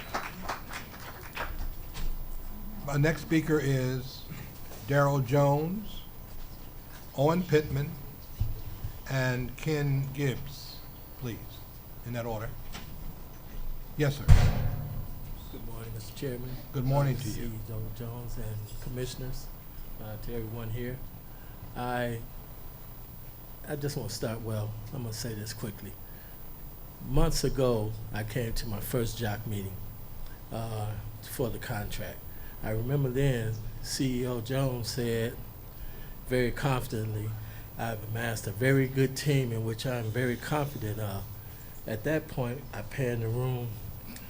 Claudia Weems stood out to me for some reason, but as I've gone to the Section 3 office, I understood why. Her professionalism, she exuded professionalism, but everyone at the Section 3 office does the same thing. You know, I come from a slightly different perspective as our other JOC contractors. As I was with CHA many years ago, I started as a resident business. I had a $1.5 million contract, did a lot of work in Hilliers and a lot of work in Hickey's. But I think the major point that I'm trying to make here is that same point that Lathrop served, which was to give those out-of-work people jobs. Right now, the CHA in Section 3 is doing the same thing. I walk down the street, I got my whites on all the time. So a lot of my painter friends that did work with CHA, they say, where you working at, D? I said, I'm at CHA. Oh, man, I don't hear nothing about CHA. I ain't going to work, because they remember 30 seconds. When we couldn't get paid. They remember when we weren't paid for 4 months, 5 months, 6 months. Well, the CHA today has systems in place. B2G is perfect. It keeps primes from not paying subs. And so I just like to say there's 6 in one hand, half a dozen in another. My grandmother used to say, you got to give you a spoonful of sugar with the turpentine. So there's good and there's bad. But I just like to see what we're doing. Thank you. Thank you very much, Mr. Jones. Mr. Pittman. Good morning. Good morning, Owen. Let me just say, this program, the JOC program, I'm a JOC contractor. It's a God-given program, and it should have been implemented 30 years ago. Coming up in public housing, it would have saved hundreds, if not thousands of lives. So thanks for saving us from the unions and not putting it in their hands. We can finally touch those that's right there supposedly causing the problems. We're saving lives every day with this program, and Derek Meiser and the team is doing a great job. They have a lot of ideas and transparency, and let's keep it going. Thanks. Thank you very much. The next speaker, which one was you? Ken Gibbs. Oh. Good morning, everyone. All right. Good morning. I just want to commend CHA for their commitment to the JOC program and everyone involved, the Gordian Group, and just to say it's been an asset to the community. And just to piggyback on what everyone else said, it's been great, and just say thanks. Thank you very much. We too are proud of the program. It has, you know, earlier you saw where we had to increase some of the funding for it, but that's because it's been successful.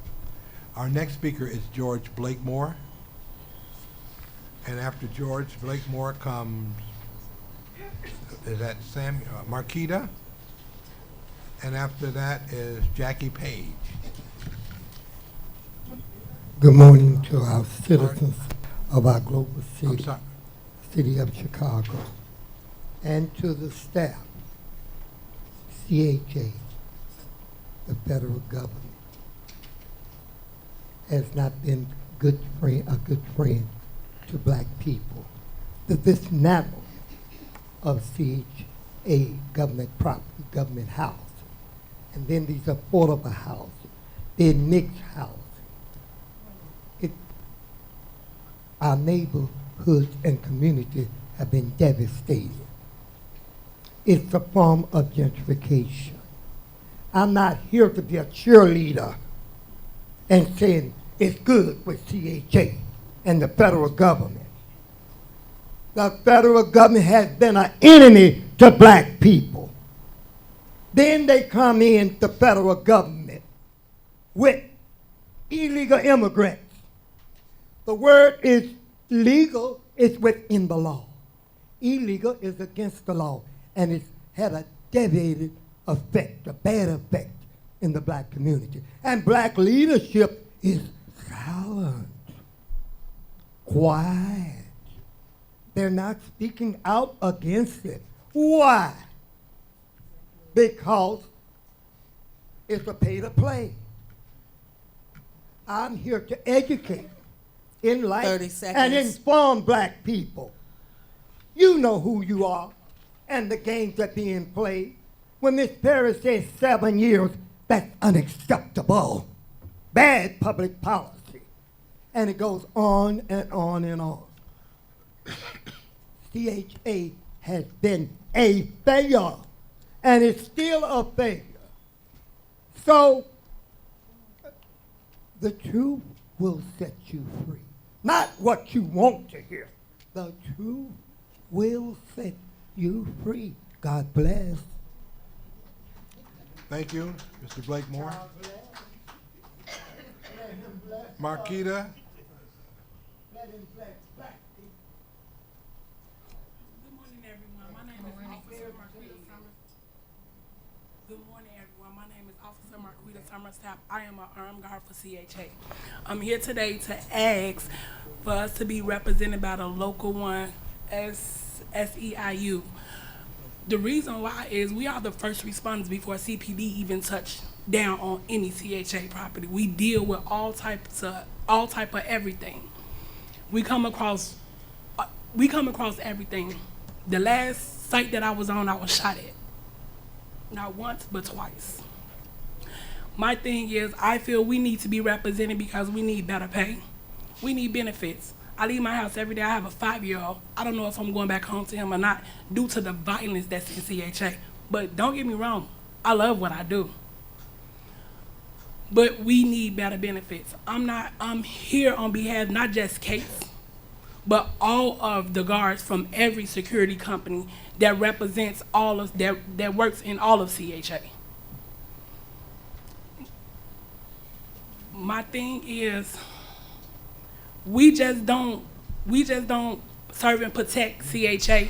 We serve and protect the people that come visit them. We serve and protect the community. We serve and protect everything that goes on. We stomping these grounds at 1, 2, 3. I work overnight. I'm 12 a.m. to 8 a.m. So I'm stomping these grounds sometimes by myself at 12, 1, 2, 3, 4 in the morning. 30 seconds. Everything is going on. Shootings, we got abuse going on, women being beat by their husband. But guess who's there first? Sometimes CPD don't show up. So it's 50 of us trying to ramshack a house to get in there. And I feel that we need to be protected. We need better pay. We need benefits. We got the little money that we do make, because of the income we get, we cannot get anything from public aid. So half of us that's working through CHA, for CHA, have no benefits. Only thing I'm just asking is, that can we please be represented by the local one? Thank you. Thank you very much, Ms. Marquita. The only correction I would make, and that's for everyone else to hear, is that the security services that she's with is not owned and operated by CHA. Exactly. It's not us. We contract out to them. So, you know, I hear it and I understand what you're saying, but that's not something that we can do at this time.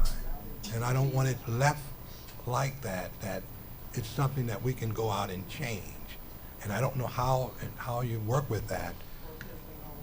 but I just didn't want it left that you were working directly for CHA and you're working with your contractor that we hired. So I understand what you're saying, and you know, we can keep pursuing where you're trying to go, but that's not something that we can do as a committee sitting up here. Our next speaker is Jackie Page. Ms. Page? Oh, Good morning, Board. good morning to you.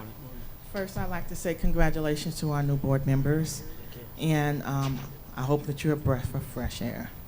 And second, I would like to say congratulations to CHA for what they were doing with the youth. That was a beautiful thing, and I'm happy to see it. Thank you. I hope that it continues on, and I hope that it can get to a point where it is outside of the authority, where they are independent and they can function on their own, and they can stay in place no matter what administration is in place. One of the questions I would like to ask is, there was a lawsuit about zip code versus metropolitan areas. I would like to know what what CHA has done in response to that lawsuit. What changes has CHA put in place? And I'm also here, my daughter's here with me today. Her name is Jamila, and that's her with the glasses on. I actually steered her toward the Section 3 program through the CAC. She wanted to speak, but she didn't get here in time, so I'm saying some things on her behalf.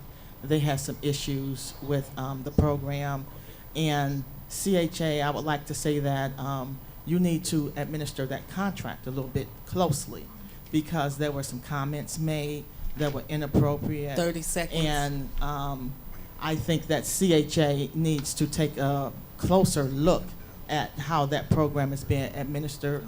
The participants in that program were basically told that no one in downtown is going to be able to tell them how the program is going to be administered. Well, you give out the money, and if you give out the money, you're supposed to administer how it's given out. They should not be intimidated. They should not be talked down to, and you need to do a better job with how you administering how monies are passed out. Thank you. Thank you very much. The next speaker is Mike Sullivan. Abdullah is after that, Osby, and Kennard, in that order. Is Mike Sullivan here? Good morning, everyone. Good morning. I'd like to say, first of all, thanks for the whooping last week, Mr. Hooker. Some of it was earned, a lot of it wasn't. I want to throw some of that on not you, but some of your people's lap. A lot of it been rectified. I've talked with Derek. We've gone over some issues just a little while ago in Mike Argoni, so I appreciate it.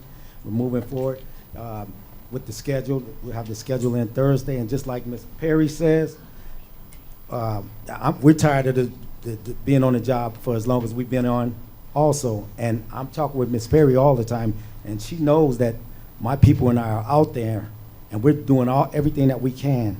But I just want to reassure you and Gene and the staff that we are out there. We've been out there. We're still dealing with some issues where there's obstructions that are still in our way that we're waiting to move so that we complete the project. 95% of each floor, except for the 8th floor, is completed. We just need a little bit of assistance, and we can move from that portion of the contract. So with that, I want to move on to say I am a CHA resident, former resident, Allgale Gardens.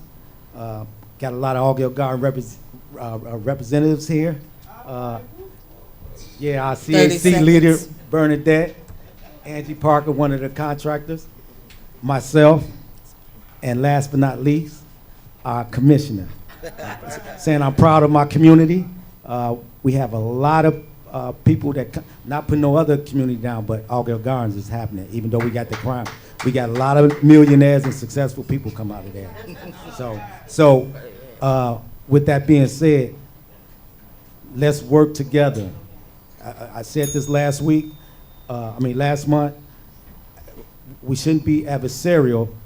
We should be advocating for one another. Lincoln Perry can get done if we work together and communicate. There's a huge communication gap that's aligned with this project in a lot of ways. So as long as there's communication, I think we can complete this job. That's all I can say. Okay, now, before you go, I don't do it much, but you know I'm gonna fight back. So you know, if I didn't think that you should, I would have let you sat down and then say what I gotta say. I hear that too. All and right. For all that. So hold on.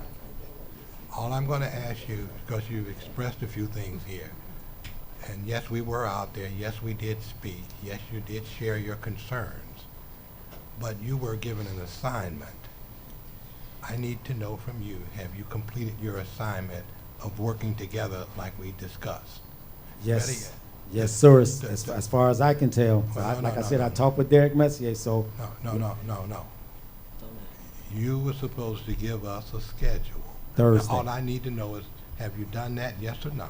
Thursday, sir. All right, then Thursday you do that, and you will have fulfilled your obligation upon our meeting, and I appreciate that. You're doing a good work, your people are working, and we can continue to work together, so thank you much. So Modi B. All right. Abdullah?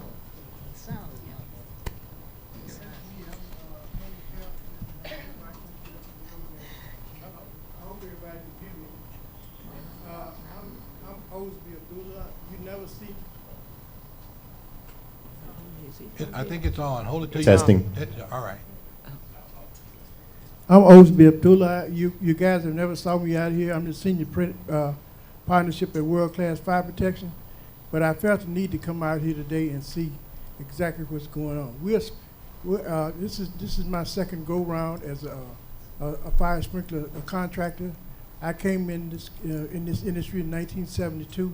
Started off at Sears Tower, and was a supervisor at 911 Communications Center, a $263 million contract. And we know our business here, but we are not getting paid on a timely basis like we should be. We're a small contractor. We have to be paid on time to pay for our guys, and we're also a union contractor. So if we're not paid on time, we can't pay the benefits on these guys. We're trying to. I started in 1998. I was retired out of the union. I started my own company until 2006.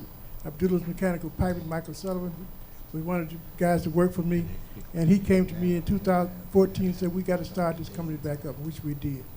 At that time, in 1998, there were 60 African-American journeymen and fitters in Local 281, which is 6,000.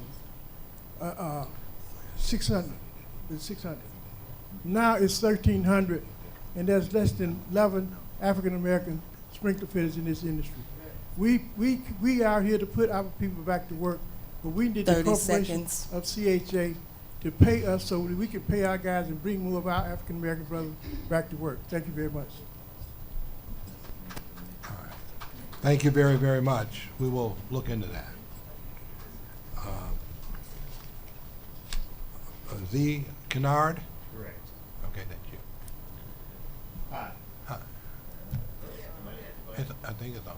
It's on. Okay. There we go. Testing 1, 2. All right. Hi, I'm Lazaire Kennard from World Class Fire Protection, and it's nice that you had all three of us speak right in a row so that we could piggyback off each other. First of all, let me say, reading a mission statement was a fantastic and powerful thing. Everybody should read that mission statement and follow it who work for CHA, because then we'd all be on the same page moving forward.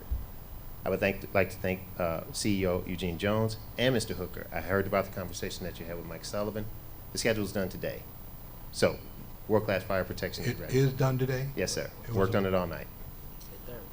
So our commitment to what finish does the project. Thursday come in at? Well, we have a Thursday meeting with members of CHA. Okay.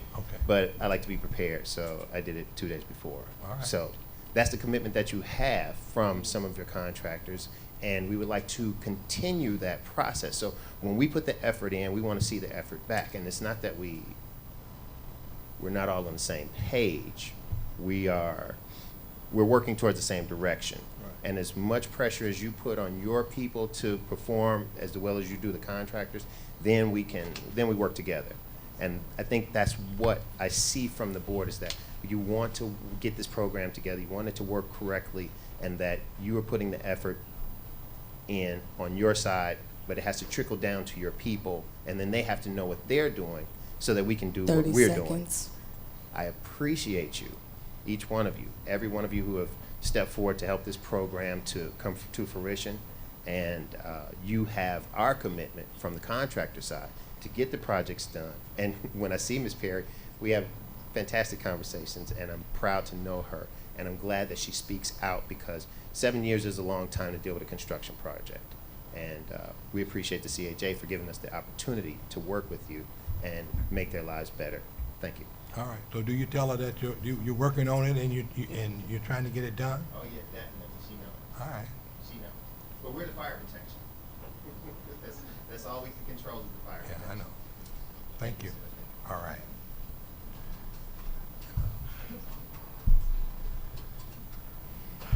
Mr. Jackson?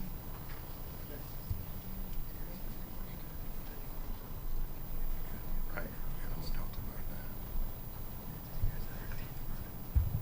Yes, sir. Good morning, Senators, for mutual respect, peace, love, and cooperation.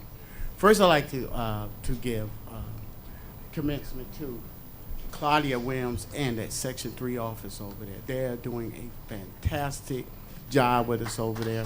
They're working with us, they're thinking with us, and they're taking our ideas. And also with Gordian.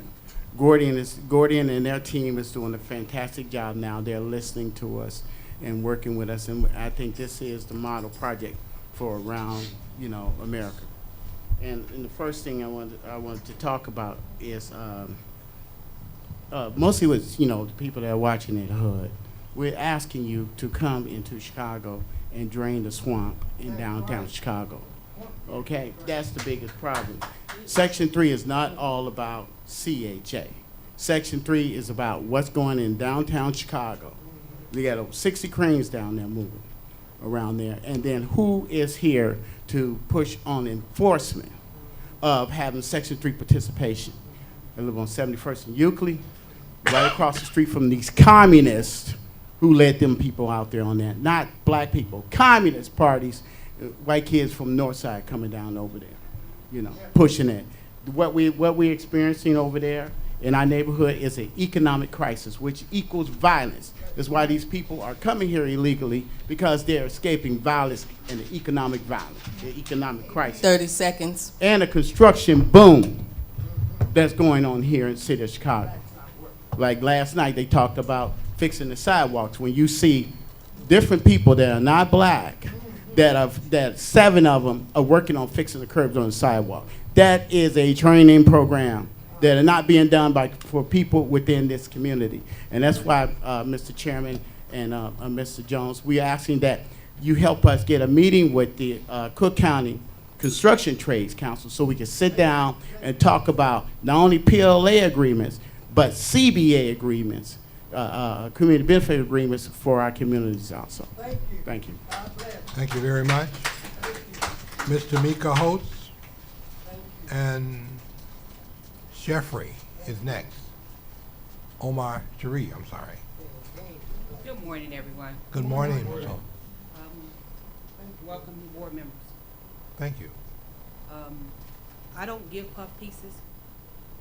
I talk about it all, whether it's on the resident side, community side, or CHA side.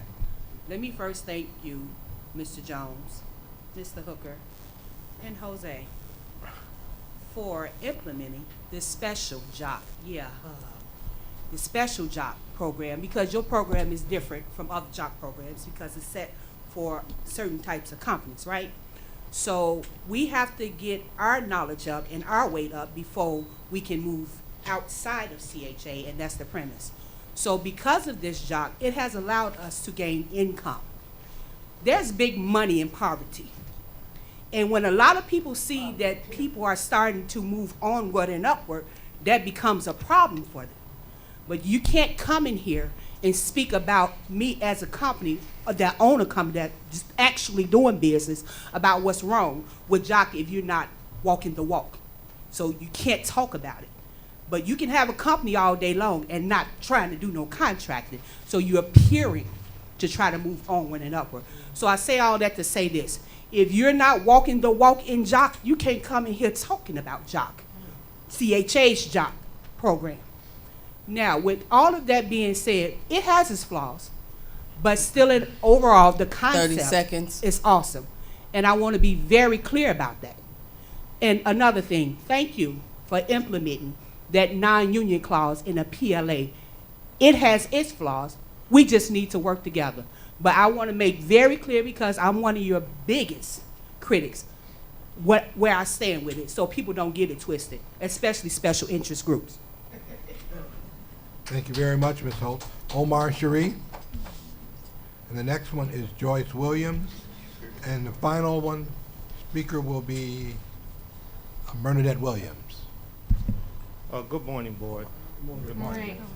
My concern this morning is that I think we really need to look at tweaking and working a little bit closer with that Gordian group from a Section 3 Jock vendor. The reason why, because we went to a site at 2111 North Halsted, right? We went through it, brought 3 or 4 staff people, I'm paying them. We supposed to been doing the work. 3 weeks later, Gus calls us back, tells us the unit's been occupied, and now I'm in the red because of the fact of the matter I had to pay employees to come out there and look at this site with me, right? And to work with him on the contract. Now we go to another site on Campbell, and I would think that he would be more astute in knowing that this site or this project was already finished. We go to 3 sites, Brother Hooker, and we find out that these sites was already done. All right, and I would have thought that he would have looked at these sites before I brought my staff out there to look at these sites to find out finally with the 5th one, we find that this site was looked at to try to get done. So we got to, as a team, we got to start tweaking those things that Gordian do, or we got to start looking for a new vendor, because that cannot continue to happen. 30 seconds. So, you know, you hurt the small contractor because you put them in the red. If they're already in the red, you putting them more in the red because they bring their people out there, and their people want to get compensated if they got to go out there and look at it. So it created a headache for us as well as for you guys. Thank you. Thank you very much. Ms. Joyce Williams. And the next, after that would be Bernadette, final would be Bernadette Williams. They can hear you. Okay. All right. Good morning. Good morning. I work as a security officer for Cade Security. Yes. Earlier, one of my colleagues came up and spoke her concerns. I can only but underscore them and add some concerns of my own, which are two-pronged. The first one seemed to me is a lack of communication between CHA and Cates, simply because I do 2 jobs there at Cates. I'm a breaker. That is, I give breaks to other security officers who sit at the desk at the CHA buildings. It seems that with each building, there's a different set of requirements which I've not been apprised of. It makes for a lot of confusion, and sometimes it puts me in hot water. Yet, however, when I go back to my supervisors to ask, what is required of me? Well, this is what you're supposed to do. There is nothing about my CHA duties in the Cates handbook, and so I question the veracity of it all. Secondly, there are a lot of people who are in the buildings when I am on post, because on weekends I'm on post at one of the CHA buildings, and they regard me as a go-to person. I suppose 30 seconds. When I'm in uniform, they come to me with a lot of questions which I cannot answer because I have no answers for them. Now, when my colleague mentioned about being under a union at Cates, she speaks truly, because if I know that you said that there's nothing that you can do about getting a union for us. Okay, I get that. But you can bring your influence to bear upon the administration at Cates, because if we cannot work under conditions which are fair and just to us, we can't do our jobs properly. And if we can't do our jobs properly, then I believe that it sets up a hotbed and the potential for something tragic to happen. Thank you. Have you all spoken to Case? We cannot. No, I'm asking. We cannot. Simply because most of us work under an atmosphere of fear and coercion. There's a lot of cronyism going on and a lot of skullduggery that goes on, which makes it hard for us to do a proper job. Okay. Miss Bernadette Williams? I just want to speak on, Case talked about the domestic violence in the community. I think CHA need to take another look at victim assistance when they moving these citizens to other developments, because they still allow their access to come back in. There's been issues throughout of CHA that we even know about the CAC. The next thing is Gene and his youth. He left out. Well, I want to talk about the youth. The youth, even though it brought me to tears over there. I think it's a really, really excellent program, and I would like to see them come to each CHA properties and visit the other youths through our Family Works, because Family Works we have an ambassador program out there in Oakdale. We put one together. They went to New York and everything. I think they need to come and visit and sit and talk and bridge out to other developments, to get these children to see that it's more to life. I have an 18-year-old and I'm trying to steer him back to, do a whole bunch of stuff to him, but I think it's a good idea if they come and let the other children see them and what they're doing. Yep. Right. Okay. Well, Gene came back, so he heard you, William. Well, since that was the last registered speaker, I would like to thank you for your comments and your concerns. We will distribute the responses to your comments at the September board meeting. I will now make a motion to go into closed session for approximately 15 minutes. In addition to items 7, 8, and 9. It ain't over.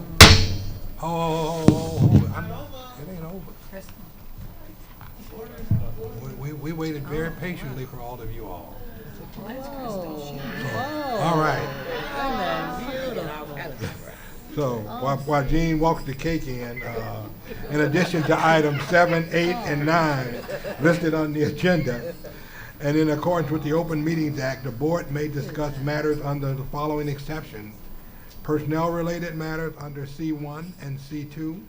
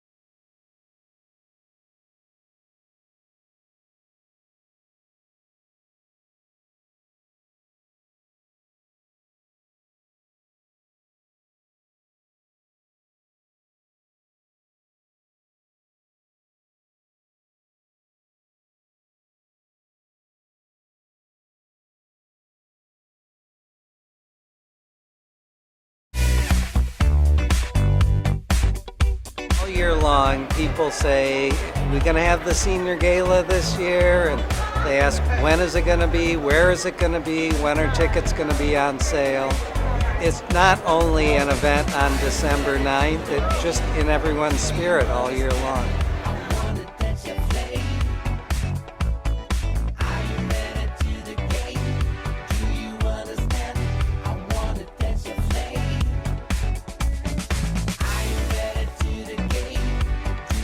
This is my third time coming to the Senior Gala, and it's been fabulous.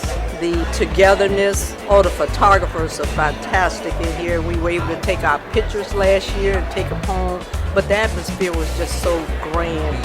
It was beautiful. Entertainment, oh, yeah, take me back to when I was younger. It is great to be able to have an organization like CHA to work with here in Chicago. Oak Street Health, we're really glad that we have such a great partner to promote senior welfare and to have people do well. It makes the seniors feel appreciated, and it gives us something to do, something nice to do. And you get a chance to dress up and come out to a nice hotel. I mean, what more could you ask for?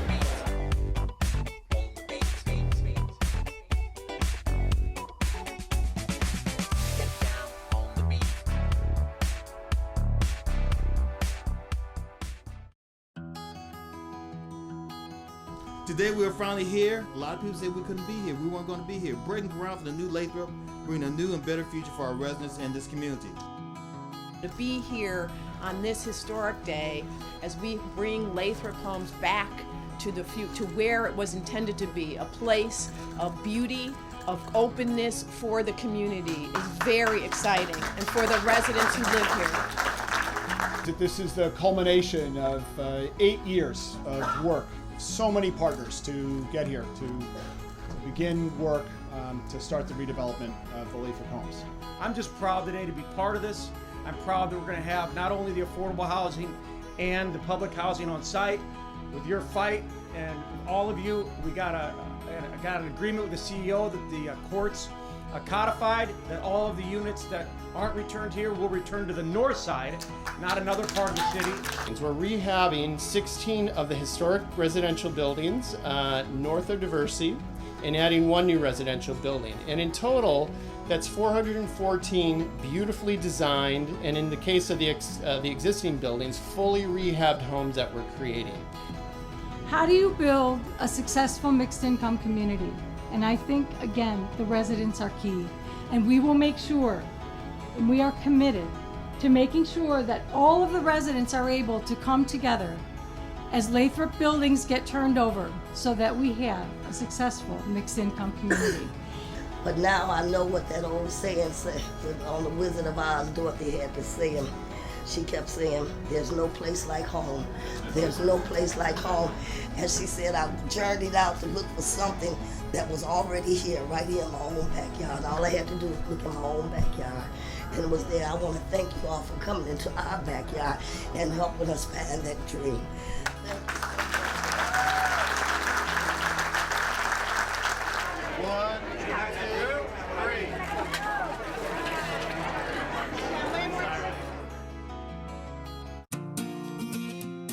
If you're going to college, make some noise. College students, make some noise. We're proud to celebrate right here in the room with tomorrow's leaders who have worked hard and are now headed off to college. I really do want every incoming freshman in this room to have the mentality that you are where you're supposed to be, doing exactly what you're supposed to be doing. Through the generosity of an anonymous corporate donor, we are also providing each student today with a refurbished laptop. Yes!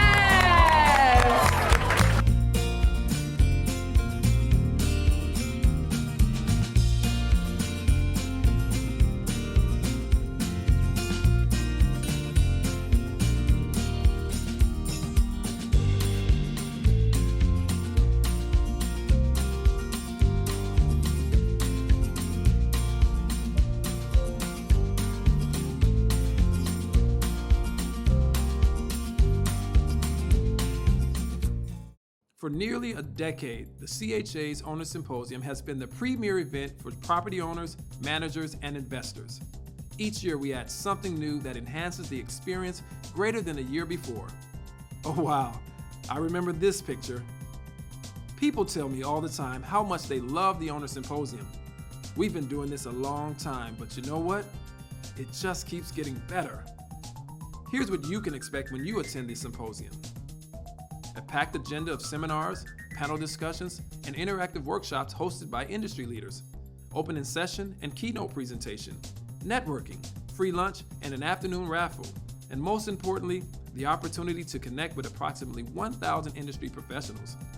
If you or someone you know is interested in learning more about the HCV program, or you are involved but want to learn how to be successful, this is the event for you. The Owner Symposium will be held Saturday, October 6th at the Hyatt Regency Chicago, located at 151 East Upper Wacker Drive, Chicago, Illinois. We hope to see you there.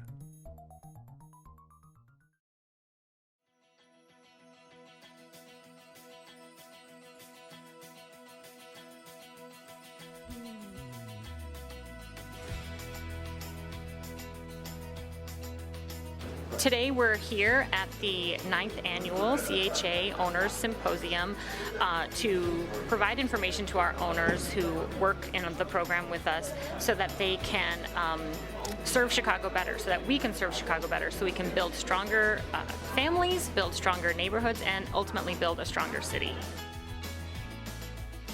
This event is amazing, and it's a lot that I don't know, and it's a lot that I'm learning from this event. I have about 5 or 6 pages of notes. You know, I'm going to go over everything, all of my different packets, everything you need in order to close on a property or maintain a property. Everything is here. Having Deputy Mayor Zopp here, she brings a perspective that is crucial for our owners to really focus on, because it's not just about their property, right? It's about how their property plays a role in that community. You can't have a strong neighborhood if people don't have quality housing options and the chance to have an affordable, clean, beautiful place to stay. You are all here because you're a critical part of making those options happen for us here at the City of Chicago. It's been a great show because it's been well attended, and they've been asking questions about what we can do and how to make their properties better. I think it lets people get a lot of knowledge on different products and new products coming out. And we were overwhelmed with the attendance. There was not one chair, 2 chairs were only vacant. And 2 people told me they had been to the CHA Symposium last year, went to the seminar, saw the property tax assessment seminar, and came back this year for that. So that was, you know, they're hungry for that information. There's an opportunity that we can network, we can provide information, some new information. We want to make sure that everyone's on track about our new initiatives, our current initiatives, and how we can do our job better to serve our residents and serve our owners.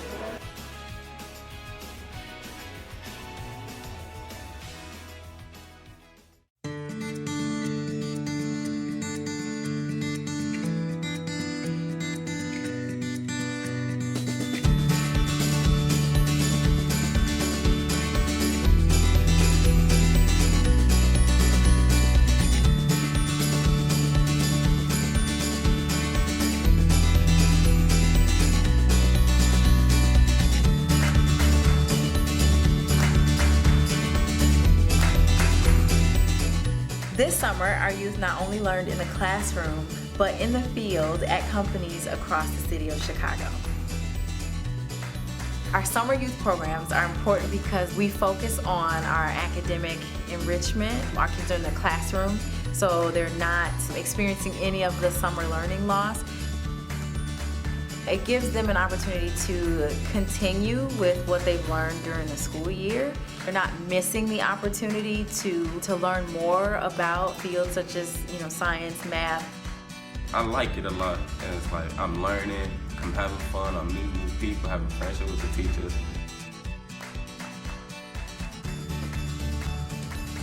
So our young people had an awesome time traveling around the city where they were able to visit places like 1871, ComEd. They went to Wrigley Field where they visited the Cubs. They went to Cinespace, the Greater Food Depository.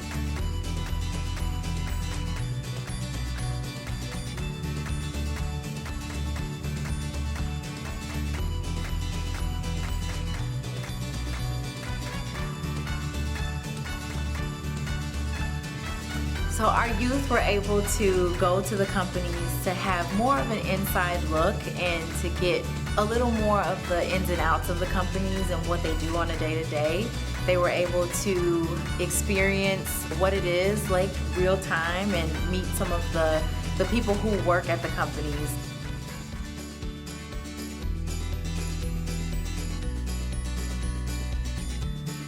So this is a great opportunity for them because they not only get the classroom experience, but they can go out and really see what it is their careers are centered around.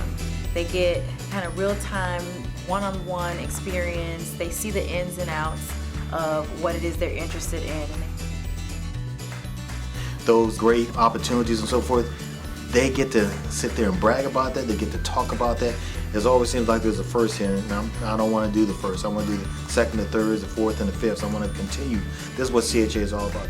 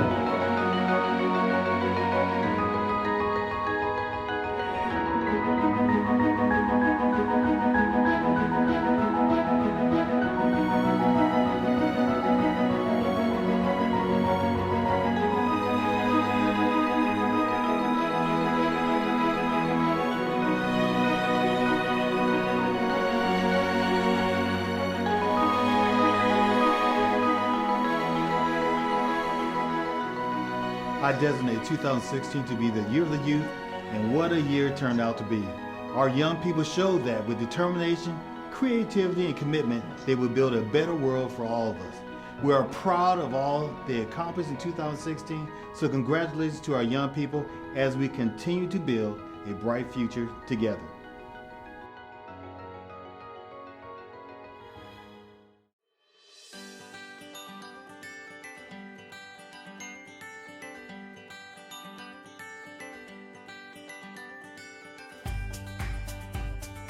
So welcome to the Windy City Harvest Legend South Allotment Garden. Legend South is a partnership farm of Windy City Harvest between CHA Bryn Michaels and the Chicago Botanic Gardens Windy City Harvest Program.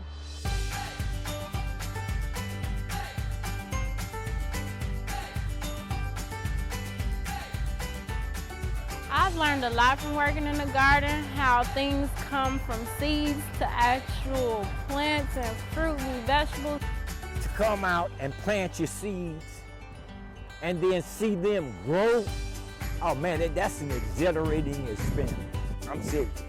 You know, it took me back to my childhood when I was with my mother. Yeah, I participated in this garden for 4 years, and each year we get crops, beautiful, bigger, and everything. Here in the allotment garden, we have people kind of growing for their own personal consumption, experimenting with varieties, and learning with each other as a community. This is a tomato. It's ripe, it's ready to pick. So I'm taking them home with me today. Harvesting is my favorite part. And eating healthy at home. You get to actually grow your own things and bring them home.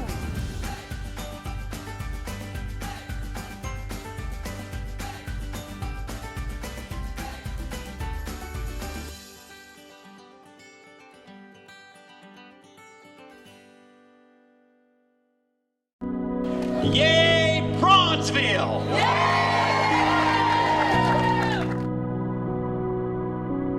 It's Christmas in the middle of summer.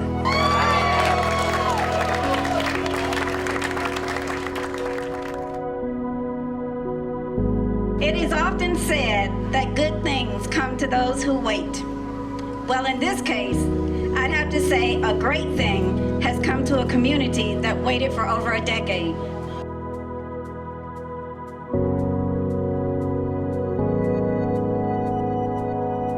This is what CHA is all about.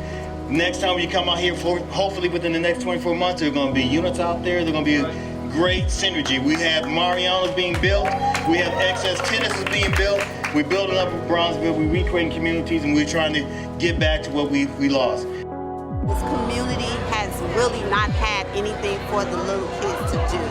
And it's just amazing to see what progress we have achieved for our babies. This is amazing. I can't wait for my kids to be able to interact, have a new park, new swimming facilities. This is awesome. This is really awesome. Effort was to make sure, from our seniors to our kids, that they have an art and rec center, swimming, so they can learn, all be safe, and have great activities here, and have this beating heart of Bronzeville. The new Ellis Park and Recreational Center will serve as a beacon and safe haven for youth and provide swimming lessons, and it has a gym, and it has all those things young people come to a recreational center for.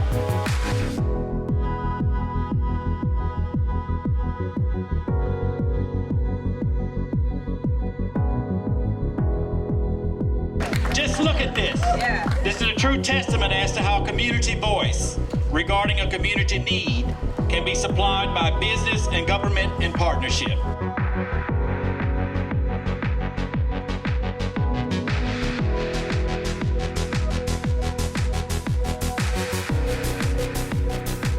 Partnership is what got us here, along with help from Mayor Rahm Emanuel, who took us across the finish line.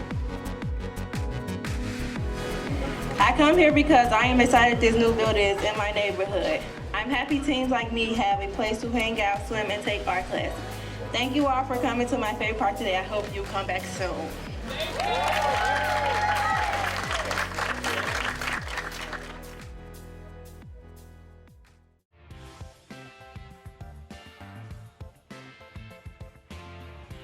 We're here at the Check Change Control celebration event for senior residents.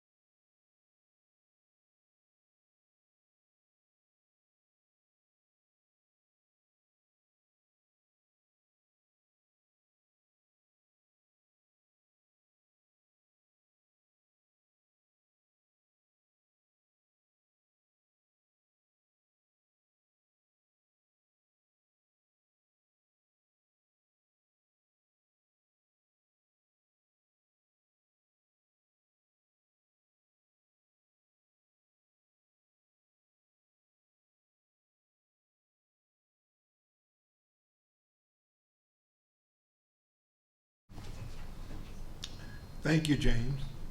Are there further questions or comments from the commissioners on item number 7 and number 9? 7 through 9, I'm sorry. Hearing none, may I have a motion to approve item number 7, 8, and 9?